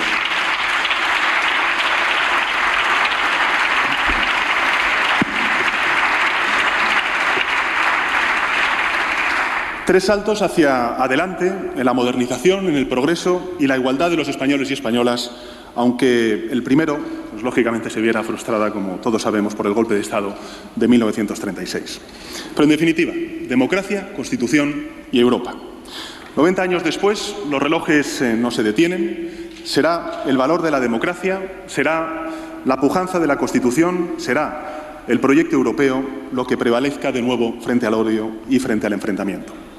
Será la democracia, la Constitución y Europa quienes nos conduzcan a la modernización y la transformación de nuestro continente europeo y también de nuestro país y a superar la peor emergencia económica, sanitaria y social del último siglo de la historia de nuestra humanidad. El Gobierno cree, además, señorías, que estamos en condiciones de impulsar esa recuperación económica y también la modernización de nuestro país. Y para ello hay que seguir acelerando el ritmo de vacunación, recuperar la economía y proteger para no dejar a nadie atrás. No dejar a nadie atrás, señorías. Lo hemos hecho durante todo el año, todos los días, todas las semanas, todo el año de la pandemia. Por eso me gustaría hacerles, en el inicio de esta intervención, un anuncio. Me gustaría decirles que el Gobierno va a ampliar 3 meses más todas las medidas de los últimos reales decretos leyes en materia de desahucios y contratación de alquiler de la vivienda. Bueno, primer anuncio a los 5 minutos de discurso. Prorrogar 3 meses todas las medidas aprobadas en materia de desahucios y alquiler de viviendas. Era una petición, además. Un compromiso y siempre estaremos ahí. No dejar a nadie atrás. El Gobierno de coalición está comprometido con la Constitución y con el ejercicio del derecho constitucional a una vida digna. Y por eso, en primer lugar, lo que vamos a hacer es ampliar durante 3 meses más la posibilidad de solicitar la moratoria o condonación parcial de la renta del alquiler de vivienda cuando el arrendador sea o un gran tenedor o una entidad pública. En segundo lugar, extenderemos también por 3 meses más los contratos que puedan acogerse a la prórroga extraordinaria de 6 meses de los alquileres de vivienda en los mismos términos y condiciones del contrato en vigor. Y en tercer lugar, también por 3 meses más, la suspensión de los desahucios y lanzamientos de arrendamientos, o mejor dicho, arrendatarios vulnerables sin alternativa habitacional, incluidos aquellos aspectos de hogares afectados por procedimientos de lanzamiento de su vivienda habitual que no se deriven de contratos de arrendamiento cuando existan personas dependientes, víctimas de violencia sobre la mujer o menores de edad a cargo, previa valoración ponderada y proporcional del juez. Señorías, todas estas medidas, como sabemos, estaban vigentes hasta el próximo 9 de mayo, finalización del estado de alarma, y todas ellas se van a prorrogar por 3 meses más. Se trata de medidas urgentes que se complementan con el conjunto de medidas de carácter estructural que ya se están llevando a cabo para garantizar el ejercicio del derecho constitucional a una vivienda digna y adecuada. Entre ellas, dentro de poco, señorías, la primera ley estatal de vivienda de nuestra historia democrática. Señorías, como ya he hecho en 2 ocasiones, la última el pasado 24 de febrero, y como también nos comprometimos desde el Gobierno de España a hacer cada 2 meses, comparezco ante el Pleno de esta Cámara en cumplimiento del artículo 14 del Real Decreto 926/2020 de 25 de abril, porque se declara el estado de alarma para contener la propagación del COVID-19. Y también para presentar los avances de la política económica del Gobierno de España en lo que representa el Plan de Recuperación, Transformación y Resiliencia que ayer tuvimos ocasión de aprobar en la Comisión Interministerial creada a tal efecto. El plan económico, señorías, como dije ayer ante los medios de comunicación, es, a juicio del Gobierno, el plan económico más ambicioso de nuestro país, que irá de la mano de Europa y que tiene como objetivo la modernización y el impulso al crecimiento económico en el corto, en el medio y en el largo plazo para nuestro país y fundamentalmente para las próximas generaciones. Quiero empezar mi intervención justamente por este punto, por el Plan de Recuperación, Transformación y Resiliencia, la mayor oportunidad económica de España tras su ingreso en la Unión Europea, es decir, hace 37 años. Ocasiones como esta se presentan solo un par de veces en el siglo.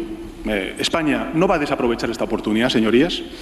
Y, como saben, el 1 de enero de 2021 entró en vigor el Real Decreto Ley 36/2020 para la ejecución de este plan, una reforma, a nuestro juicio, estructural, una revolución administrativa cuyo objetivo era y es reducir las principales barreras, los cuellos de botella que existen legales para una gestión ágil, eficaz, eficiente y rigurosa de los recursos públicos, con total respeto a las directivas europeas y a los principios de rendición de cuentas y de transparencia. Ayer martes, como les he dicho antes, se reunió la Comisión Interministerial para la Recuperación, Reconstrucción, Transformación y Resiliencia que presido. El objetivo, como saben, era y es informar sobre el plan que España va a presentar durante el mes de abril a la Comisión Europea. Esta comisión es uno de los órganos de gobernanza específicamente creados para asegurar una adecuada coordinación de las reformas e inversiones que vamos a afrontar con los fondos europeos Next Generation European Union. La primera reunión de la comisión se celebró el pasado 16 de febrero.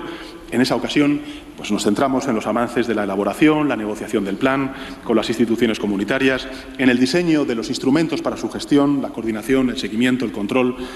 Y también aprobamos algo muy importante. Decíamos al inicio de la transmisión de este pleno que había mucha plancha, que había mucha tela que cortar. Hoy en el Congreso de los Diputados tiene por delante hablar de las vacunas, hablar del estado de alarma y la presentación ante las fuerzas políticas del plan de recuperación que ya presentó ayer el presidente del Gobierno después del Consejo de Ministros. Ha empezado por este último punto, por la presentación de ese plan de recuperación, después de haber hecho, a poco de empezar su intervención, ese anuncio de la prórroga por 3 meses más allá de la expiración del estado de alarma que el Gobierno mantiene previsto para el 9 de mayo, prorrogar todas las leyes, los decretos leyes que afecten a los desahucios y al alquiler de las viviendas. Sigue desgranando en el Congreso de los Diputados el presidente del Gobierno el plan de recuperación que ya presentó ayer. Hoy lo está desgranando, lo está presentando ante las fuerzas políticas después de haber iniciado su intervención con ese anuncio de ampliar a 3 meses más allá del fin del estado de alarma. De momento, previsto para el 9 de mayo, las moratorias de alquiler y la suspensión de desahucios de personas vulnerables. Y lo ha hecho, Gonzalo, después de citar 3 fechas históricas como para marcar una continuidad en las fechas que han supuesto saltos cualitativos en la historia de este país. Una cosa son las fechas, otra cosa son los planes, si son comparados con los planes a los que él hacía referencia. Bueno, yo creo que está bien que se haga, que se establezca una continuidad entre la proclamación de la República como hito democrático de la historia de este país, la Constitución del 78 y la entrada en la Unión Europea, porque muchas veces parece que lo que pasó previamente pertenece a un pasado ya totalmente desligado de nuestro presente, y además porque rompe un marco que se había hecho sentido común, que retrataba la guerra civil, bueno, pues como una contienda fraterna debido a una especie de malentendido entre 2 bandos que tenían la misma responsabilidad. Está bien que habla de golpe de Estado y además esto tiene significado en el tablero político actual, por desgracia. Otra cosa es que el plan de rescate, que es un plan de rescate ante una contingencia desgraciada, pueda tener el mismo valor histórico que han tenido estos otros 3 hitos, ¿no? Y es verdad que en ese relato lineal que él establece parece que también hay una cierta recurso a la historia para legitimar la importancia del presente, ¿no? Y bueno, puede que ahí efectivamente sea algo más dudoso. Fernando.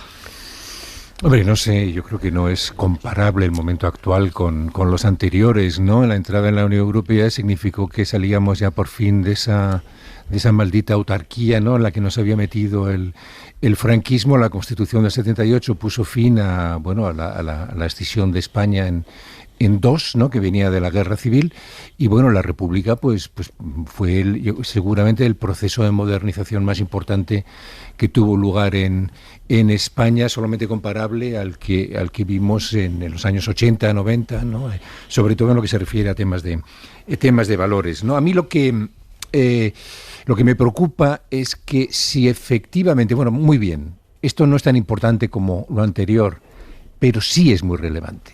Entonces, claro, el problema está en si nuestros políticos van a estar a la altura de la relevancia del autoproclamado importantísimo momento, porque esto no solamente lo dice el gobierno, lo dice también la oposición. Y yo ahí tengo mis dudas. Hemos comenzado hablando de la desconfianza frente a las medidas sanitarias.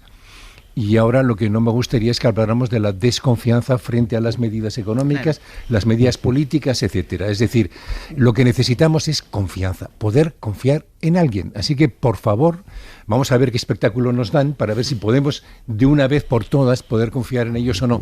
Porque aquí es mucho lo que nos jugamos. Nos jugamos la economía, nos jugamos, diríamos, el combate a la pandemia a través de medidas eficaces, porque aún estoy convencido de que es necesario prorrogar el estado de alarma, y nos jugamos también, pues bueno, no sé, la expectativa de tener un futuro, digamos, más más agradable que esto que queremos abandonar ya una vez, ¿no? Que es una de las fases peores, yo creo, que hemos vivido todos en muchísimas décadas. Dame un momento, Ramoneda, porque sí, como hay mucha literatura hoy en la prensa precisamente sobre las ayudas, que es verdad que las está explicando ahora en el Congreso, pero insistimos, ayer las explicó después del Consejo de Ministros. De hecho, nosotros en la pizarra de Ruiz, y lo pueden encontrar en la página web de la cadena SER, las hemos resumido, sobre todo hemos destacado lo más interesante, pero la prensa, que hay mucha editorial y mucho análisis sobre ello. Sí, digamos que la prensa está dividida entre aquella que le concede una dimensión muy relevante, incluso histórica, a este plan de ayudas, cuando las ayudas lleguen, y esa otra parte de la prensa que considera que Pedro Sánchez lo que está haciendo es estirar y estirar y estirar el anuncio de este plan, que no termina de concretarse,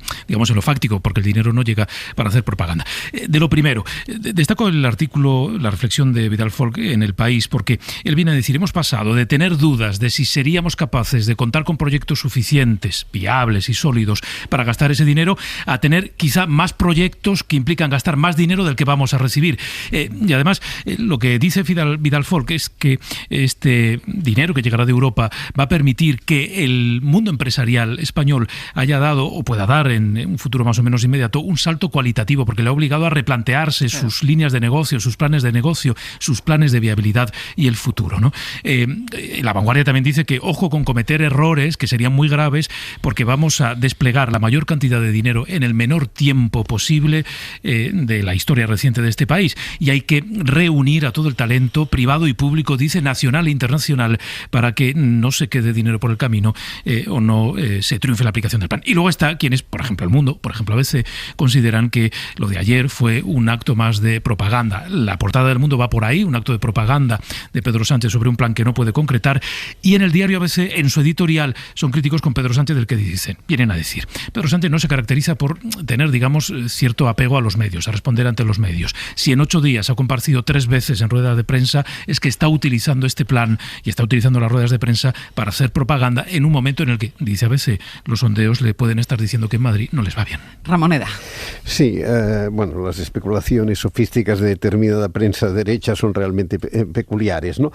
No, a ver, primero, por el principio lo que quería decir, me ha sorprendido positivamente esta referencia inicial de Sánchez a la República. Francamente no me la esperaba, incluso, en fin, supongo que debe tener alguna clave electoral y parece que en este momento quiere reforzar perfil de izquierdas en las elecciones madrileñas, quizás es que da a Ciudadanos por absorbido, ya no lo sé, pero en cualquier caso me ha sorprendido y me ha sorprendido positivamente porque en el fondo ha hecho una cosa que no es muy habitual en todo el proceso democrático español desde el 78, ¿no?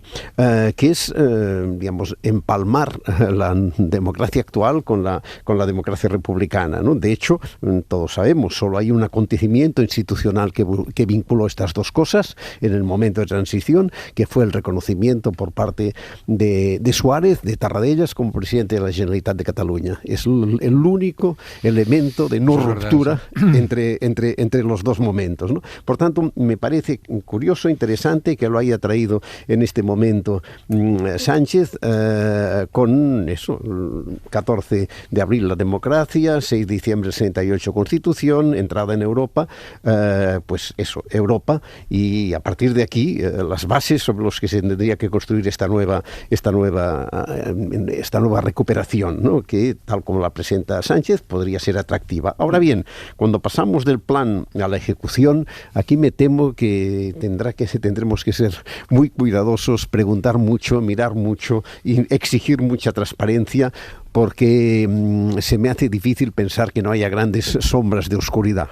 Me gustaría poder ver en estos momentos la cantidad de pasillos y de presiones que debe haber en las cumbres de los poderes económicos sobre los poderes institucionales para intentar, pues en fin, componer un reparto de los dineros en función de intereses manifiestos y conocidos. Es normal, no deja de ser natural, forma parte de las reglas del juego de una sociedad, aunque sí que me parece que es exigible una cierta transparencia para que después el resultado final sea realmente positivo y no quede tan decantado como a veces puede pensar que puede llegar a quedar, ¿no? Y me parece clarísimo que una de las obsesiones de este momento tendría que ser evitar este desequilibrio permanente en la economía española, que siempre depende y siempre cae en las crisis por depender principalmente de un sector más que de los demás.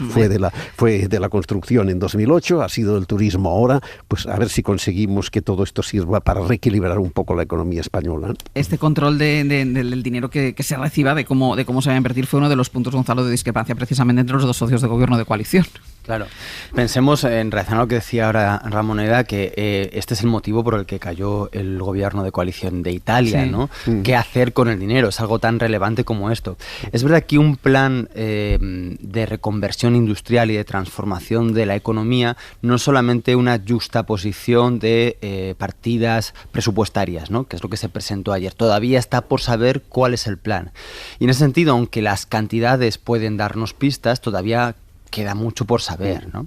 Por ejemplo, claro, llama especialmente la atención, las dos principales partidas tienen que ver con la electrificación del parque automovilístico, parece que privado, fundamentalmente, y la rehabilitación de los edificios. Los dos están dentro del plan del Green Deal europeo, ¿no? Claro, pero esto arroja muchas dudas. ¿Por qué?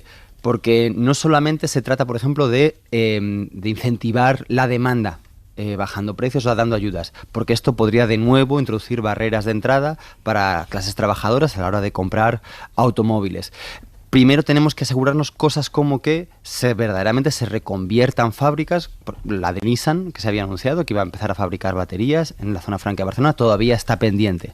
Es necesario también pensar en la electrificación de todos los transportes de mercancías, de generar que los centros logísticos estén conectados de manera reticular y no solo pasando por Madrid. Todo esto es lo que significa una transformación de la economía. Y no solamente pensar en que, bueno, vamos a ayudar a que la gente, se compre un coche eléctrico, tengan un coche eléctrico, ¿no? Que parece lo que digamos se da a entender ayer. No digo que esto vaya a ser así, pero solamente una lista de partidas presupuestarias suscita este tipo de dudas, ¿no? Y una transformación ecológica, una transformación energética, no solamente movilizar o fomentar la movilidad sostenible y eléctrica. Entonces, bueno, son pasos, pero desde luego esta especie de declaraciones intermedias en las que todavía no se ha fraguado la realización del plan en sí mismo, tienen el riesgo de generar alguna susceptibilidad. Claro, porque en definitiva, Fernando, es una declaración de intenciones. De momentos que ni siquiera ha llegado el dinero, es una declaración de intenciones. El plan se tiene que presentar a Bruselas, que es lo que supone, por lo que decía ahora Gonzalo, supone un cambio considerable en el modelo productivo y en el modelo económico de este país. Sí, pero vamos a ver, a mí me preocupa también, como ha dicho Josep, que aquí algunos tengan más posibilidades. O sea, todo el IBEX tendrá más posibilidades de que alguien, digamos, lea sus proyectos y se los tome en serio frente a otros posibles demandantes también, ¿no? de proyectos financiados, ¿no? Eso por un lado. Y luego también me preocupa el potencial colapso burocrático, ¿no? O sea, es decir, las administraciones públicas se van a ver muy probablemente desbordadas. ¿Y la administración del Estado está preparada para eso? Claro, esa es la gran pregunta, ¿no? Que podemos hacer. Hemos visto lo que ha pasado con la gestión del salario mínimo, con la gestión de los ERTES. Por eso lo digo, ¿no? O sea, que ahí me parece que hay que ser tremendamente cuidadosos, y sobre todo porque, vamos a ver, no solamente, en eso doy la razón a Gonzalo, ¿no? O sea, no solamente no acaban de estar claros digamos, la conexión entre medios y fines, ¿no? Que eso es, lo creo, como la mejor forma que podemos definirlo, ¿no?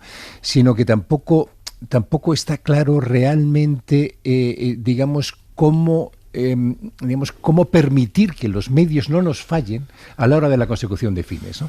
Y yo creo que entre los fines hay uno que es absolutamente fundamental. Josep señaló el tema de que, bueno, no, esa monodependencia de vivienda o turismo, pues es lo que tenemos que superar, porque no solamente es que España es el que más cae siempre en las crisis, sino aquel al que más le cuesta también recuperarse, ¿no? Quizá precisamente porque es uno de los que más bajo cae, ¿no? Pero yo creo que hay dos cuestiones que no podemos perder de vista, que no hay auténtica modernización sin ciencia, sin innovación. Esto me parece que es fundamental. Es decir, más importante que todos tengamos un coche a pilas, yo creo que es que mejore objetivamente nuestro sistema educativo. Y luego está el tema, bueno, realmente de eso que podemos llamar la vertebración del Estado, ¿no? Es decir, ahora también va a haber una puja entre comunidades autónomas y Estado central que se superpone a la puja entre sectores del sector público y sectores del sector privado. Sí. Es decir, que esto es un sudoku, y va a ser tremendamente difícil de conseguir, ¿no? Sí, creo que es muy importante que para garantizar esa adecuación de medios afines y para impedir que los que tienen más poder finalmente influyan en esta toma de decisiones, se genere verdaderamente una conversación pública y transparente entre los diferentes agentes sociales. Y lo digo porque se ha destacado mucho que, claro, que no se ha dialogado suficiente entre los distintos partidos políticos, o que no se ha convocado a los partidos políticos para tomar decisiones sobre estos planes. Pero digámoslo a las claras, los partidos políticos son entidades no democráticas en su interior, que además están actuando conforme a intereses cortoplacistas y tácticos. Creo que es mucho más urgente convocar a todos los agentes sociales. Y aquí no me refiero solamente a las grandes patronales económicas, económicas, a los sindicatos que también y que tienen un papel fundamental en esta reconversión, sino a expertos, a agentes representantes de la ciencia, a organizaciones no gubernamentales y de otro tipo que están abogando por un cambio en el modelo económico, en la sostenibilidad y otras cuestiones desde hace mucho tiempo, y de esa manera transparente y pública saber exactamente cómo se están tomando las decisiones, ¿no? Entonces me parece que esta especie de gran foro en el que esto se pueda dialogar, se pueda pensar y se pueda acumular todo el saber, toda la experiencia que pueda influir en esto, me parece fundamental. Ayer precisamente escuchábamos aquí a un representante de una de las asociaciones científicas que lanzaban un grito desesperado, hablaban directamente no de mejorar, no de repensar, sino de una refundación del modelo de cara al futuro. Vamos a hacer una pausa, a la vuelta vamos a volver un momentito al Congreso de los Diputados, sigue desgranando todavía el presidente del Gobierno el plan de recuperación, recordemos que también está previsto que hable de la situación, que dé cuentas de la situación del estado de alarma y despeje o no la incógnita sobre, de momento insiste el Gobierno en que no va a ir más allá del 9 de mayo, a pesar de que hay algunos presidentes autonómicos que le piden esa prórroga para poder seguir gestionando de manera clara las restricciones que sean necesarias. Continúa la intervención del presidente del Gobierno en el Congreso de los Diputados, que ha empezado a las 9 de la mañana. Recordemos que empezaban ese anuncio, con ese anuncio de la prórroga por 3 meses de los decretos ley aprobados en relación a los desahucios y al alquiler de las viviendas, y sigue Nieves Goicoechea desgranando, detallando ese plan de recuperación. Detallando mucho, media hora. Acaba de terminar esta primera parte porque justo ahora está comenzando a hablar del plan de vacunación y del inicio de las oleadas de los contagios, pero antes de eso, como decías, ha desglosado un plan muy largo de medidas, 212 medidas, ¿no?, entre inversiones y reformas, para cambiar el modelo productivo y económico del país en los próximos años, con 10 líneas estratégicas orientadas sobre todo, a transformar una economía hacia una economía más verde, como hemos escuchado, con ese plan de vehículo eléctrico que comentabais antes también, Ángeles, uno de los planes importantes para transformar también los vehículos actuales en vehículos eléctricos para conseguir un país más sostenible. Y ahora, como te decía Ángeles, en esa media hora del plan de resiliencia, ahora mismo está hablando del plan de vacunación, pero de los orígenes de toda esta pandemia. Está explicando cuál es la estrategia ahora mismo de vacunación. Vamos a escuchar un rato. Es decir, la pauta completa. Además, el 98% de los 408.881 personas que viven en residencias de personas mayores o con discapacidad ha recibido al menos ahora mismo la primera detallando dosis. Es decir, los datos que ya conocíamos de cuál es el estado de la vacunación, el nivel de inmunización aquí en España. El 91,8% tiene ya la pauta completa, lo que ha producido un formidable desplome, como hemos visto en los últimos datos de los contagios y de las muertes en este ámbito, que durante las peores fases de la pandemia fue uno de nuestros talones de Aquiles. Señorías, acuérdense de nuestro empeño, que es salvar vidas, salvar empleos y salvar empresas, es decir, proteger y avanzar. La vacunación es la política económica más eficaz y estamos ante la mayor campaña de vacunación a escala mundial, a escala nacional de nuestra historia. Las crisis económicas internacionales siempre han agudizado las grandes crisis sociales y en esta ocasión a causa de una crisis sanitaria global. Y vacunar hasta que no haya ningún español y española sin vacuna nos va a permitir no solo la recuperación económica sostenible, sino también la oportunidad de transformar plenamente nuestro país para modernizarlo. Porque si algo hay que nos ha puesto frente al espejo de lo que carecíamos es precisamente esta pandemia. En este segundo trimestre vamos, como he anunciado en otras ocasiones y también la propia ministra de Sanidad, vamos a acelerar intensamente el ritmo de vacunación desde la cogobernanza de las comunidades autónomas, como hemos venido previendo durante estos meses de trabajo conjunto. El proceso de vacunación nos está dejando lecciones que a mí me gustaría compartir con sus señorías. El primero de ellos es la entrega y la profesionalidad de nuestros profesionales sanitarios. En segundo lugar, la disposición de los ciudadanos y ciudadanas de todas las edades ante la vacuna. La preocupación que, por cierto, tienen también nuestros más jóvenes para que los mayores estén protegidos lo antes posible. Y la otra, y enfatizo, es la coordinación entre el Gobierno de España y las comunidades autónomas, lo que prueba que nuestro sistema autonómico, con todas las dificultades y con toda la complejidad que hemos tenido que abordar durante estos meses largos de pandemia, funciona.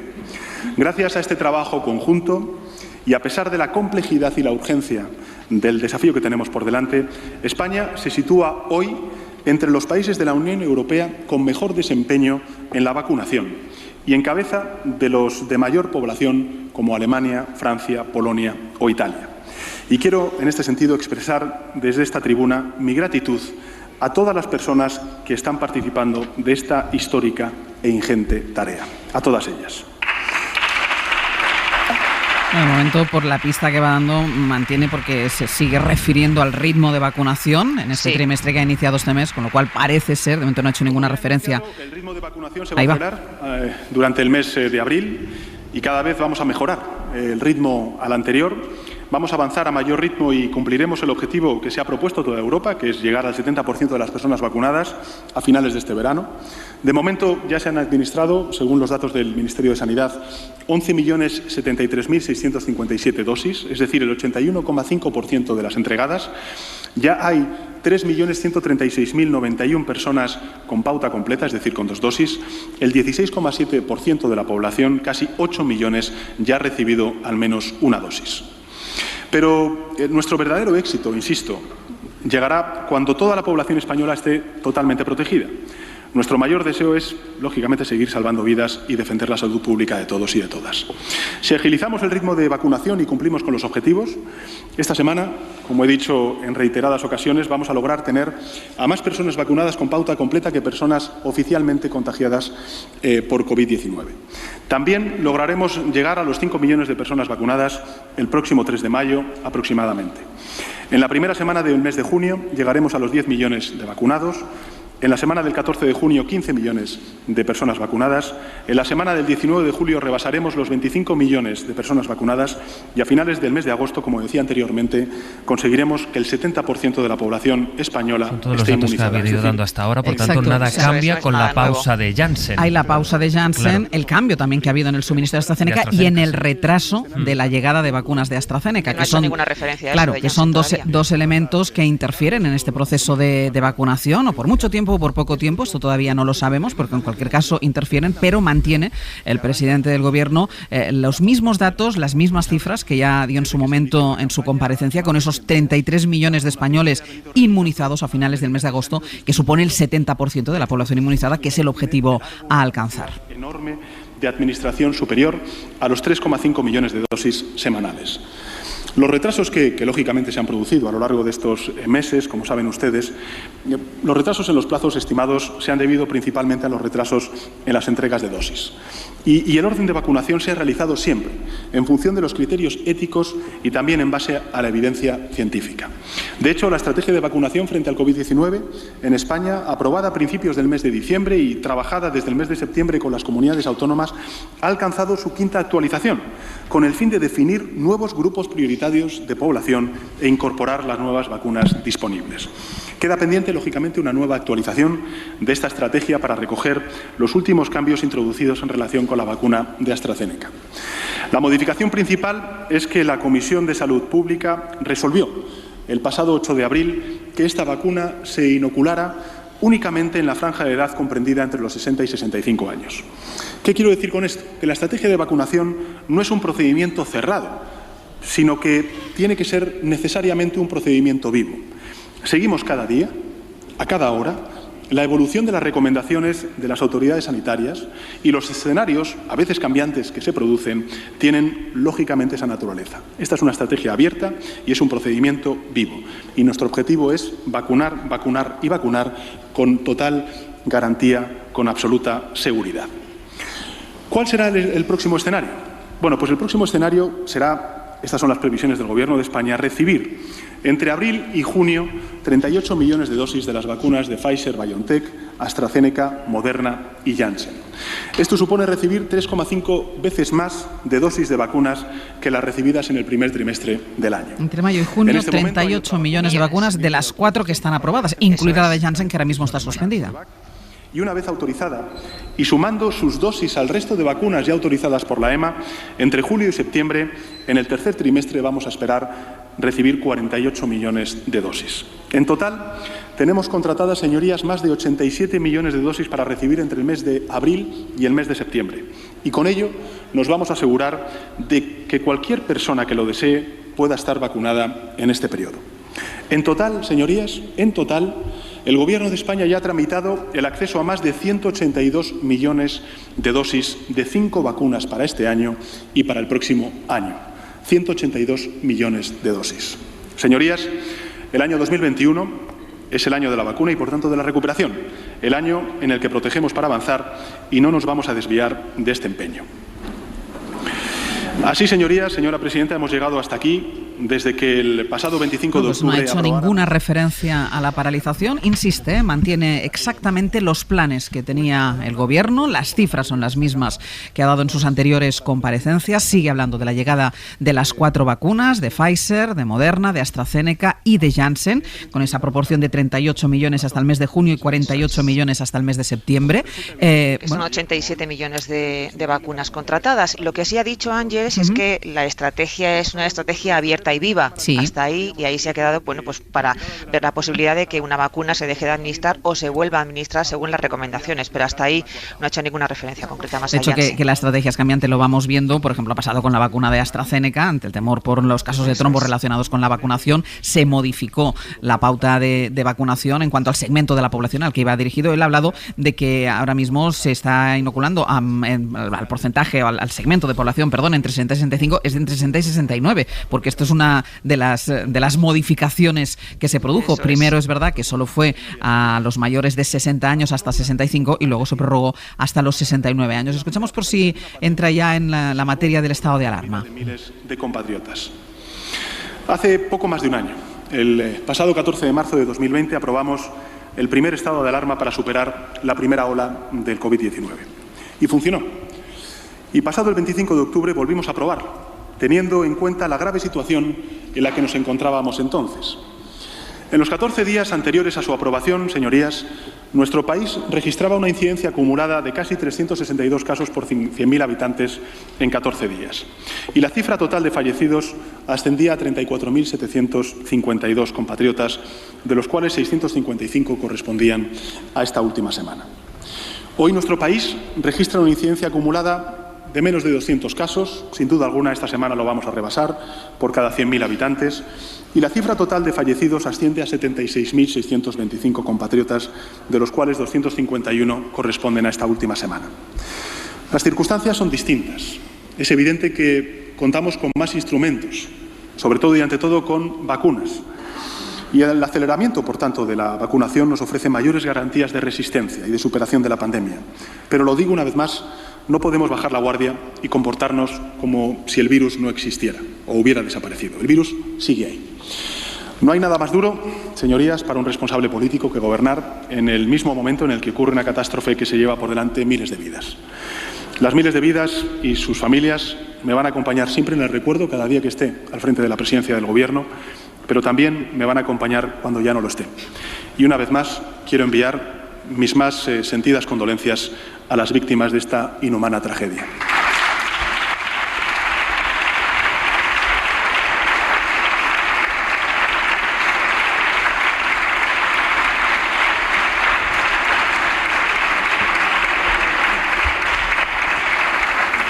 Señorías, cuando el virus amenazó la vida de nuestros compatriotas, dije que haríamos lo que hiciera falta, cuando hiciera falta y donde hiciera falta.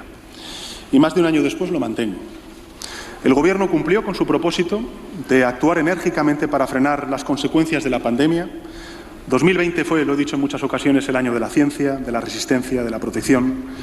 Desplegamos el mayor escudo social de la historia de nuestro país, hasta 200.000 millones de euros, el 20% del Producto Interior Bruto. Y permítame que haga un pequeño balance del impacto de esa red social que tejimos entre todos. El Gobierno... A recordar las medidas que se aprobaron. Estaba pendiente por si decía alguna cosa sobre el estado de alarma. Insistimos en todas las declaraciones previas que ha hecho el presidente del Gobierno. Ha manifestado su intención de no prorrogar ese estado de alarma más allá del 9 de mayo, a pesar, Ramoneda, de que se lo piden algunos presidentes autonómicos. Necesitan herramientas, entre otras cosas, porque dicen ha habido tiempo y no se ha desarrollado un marco legal que permita la actuación en cuanto decaiga el estado de alarma. Sí, efectivamente, es un terreno peligroso. claro. Es decir, a mí me parece que como más pronto se pueda levantar el estado de alarma mejor, y si se dan las condiciones para hacerlo, me parece muy positivo. Cuando se han retirado libertades muy importantes, saber que te las devuelven es significativo, porque pues quiere decir que no ocurrirá lo que ocurre muchas veces, que quedan algunas en el camino, ¿no?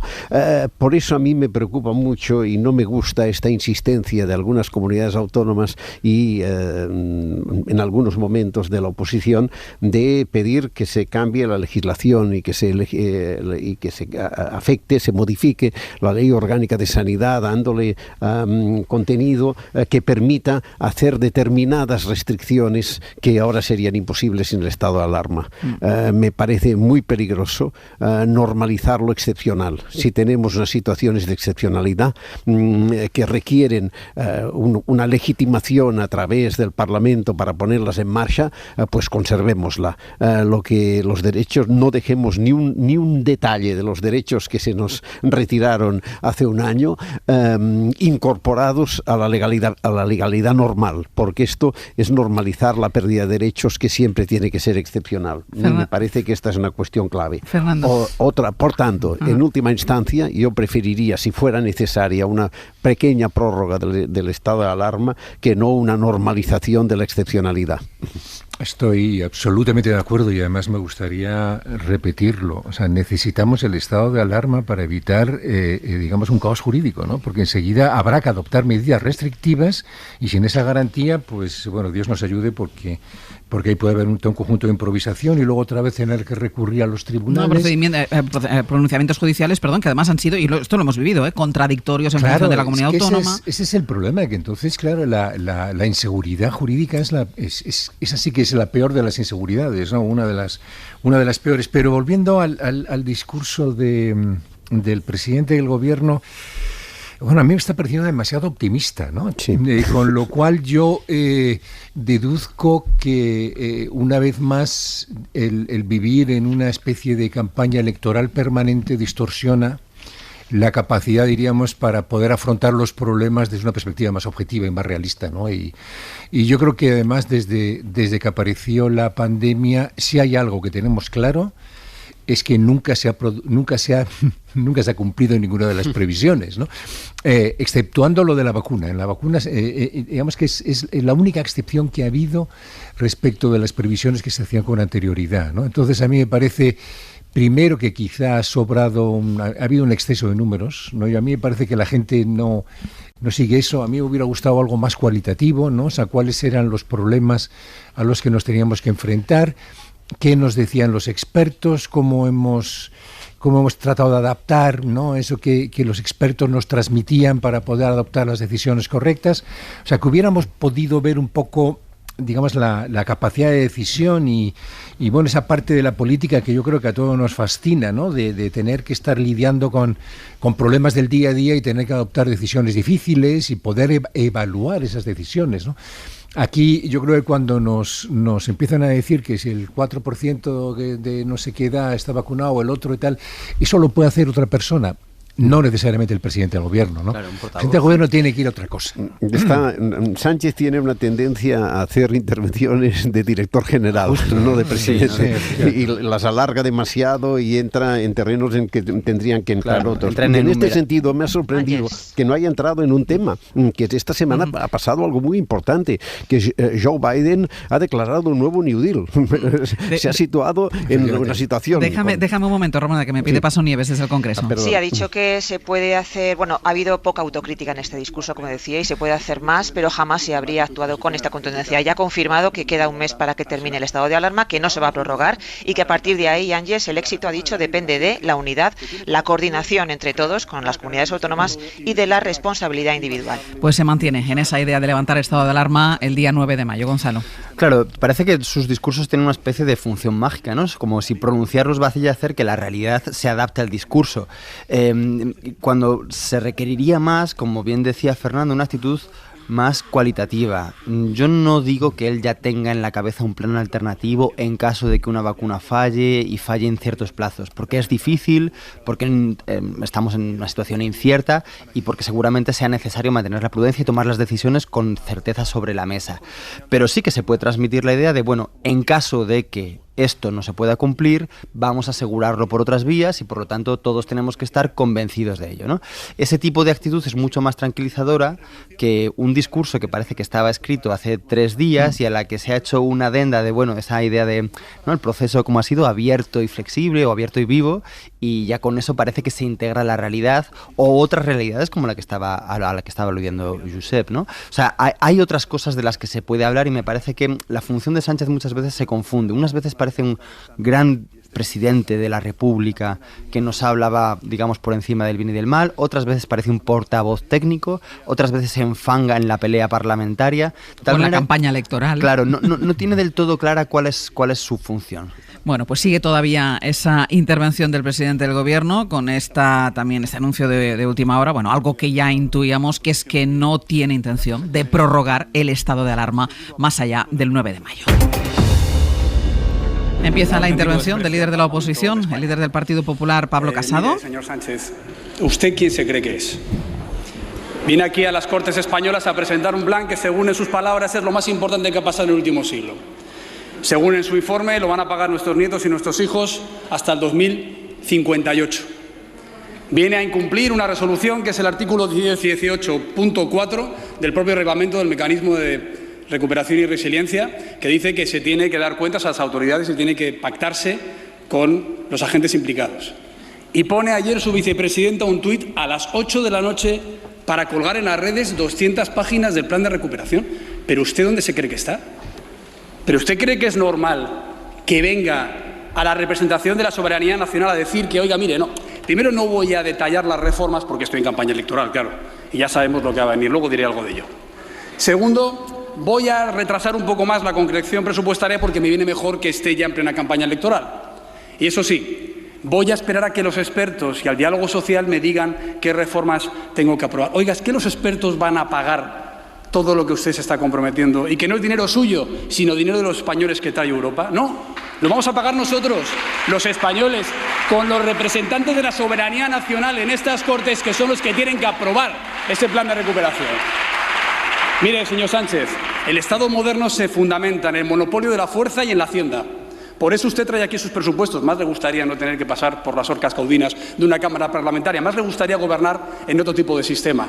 Los ha traído aquí 3 años tarde. Y por eso usted está obligado a traer aquí el debate y la votación del plan de recuperación, como ha hecho, por ejemplo, el gobierno italiano hace unos meses. Por cierto, el Senado lo tumbó y el gobierno dimitió. El gobierno de Conte, también de su alianza política, soportado desde fuera por un partido parecido al de Podemos. ¿Usted se imagina a la señora Merkel en Alemania, por cierto, una de las que sí que ponen dinero para rescatar a países como España? ¿Usted se imagina entrando al hemiciclo del Bundestag, siendo aplaudida porque necesita dinero Europa para salir de una pandemia? Oiga, mire, ya hemos aguantado el pasillo de aplausos, ya hemos aguantado la autoevaluación de fin de año, ya hemos aguantado al pianista. Pero lo que no vamos a ir terminando. Ha empezado fuerte la intervención del líder ha empezado fuerte la intervención del líder de la oposición, de Pablo Casado. Vamos a ir informando, Fernando Vallespín, Josep Ramoneda, Gonzalo Velasco, muchísimas gracias y hasta la semana que viene. Hasta luego. Hasta luego. Suscríbete a Hoy por Hoy. Todos los episodios y contenidos adicionales en la app de Cadena SER y en nuestros canales de Apple Podcast, Spotify, iVoox, Google Podcast y YouTube. Escúchanos en directo en la SER de lunes a viernes a las 6 de la mañana. Cadena SER. La radio.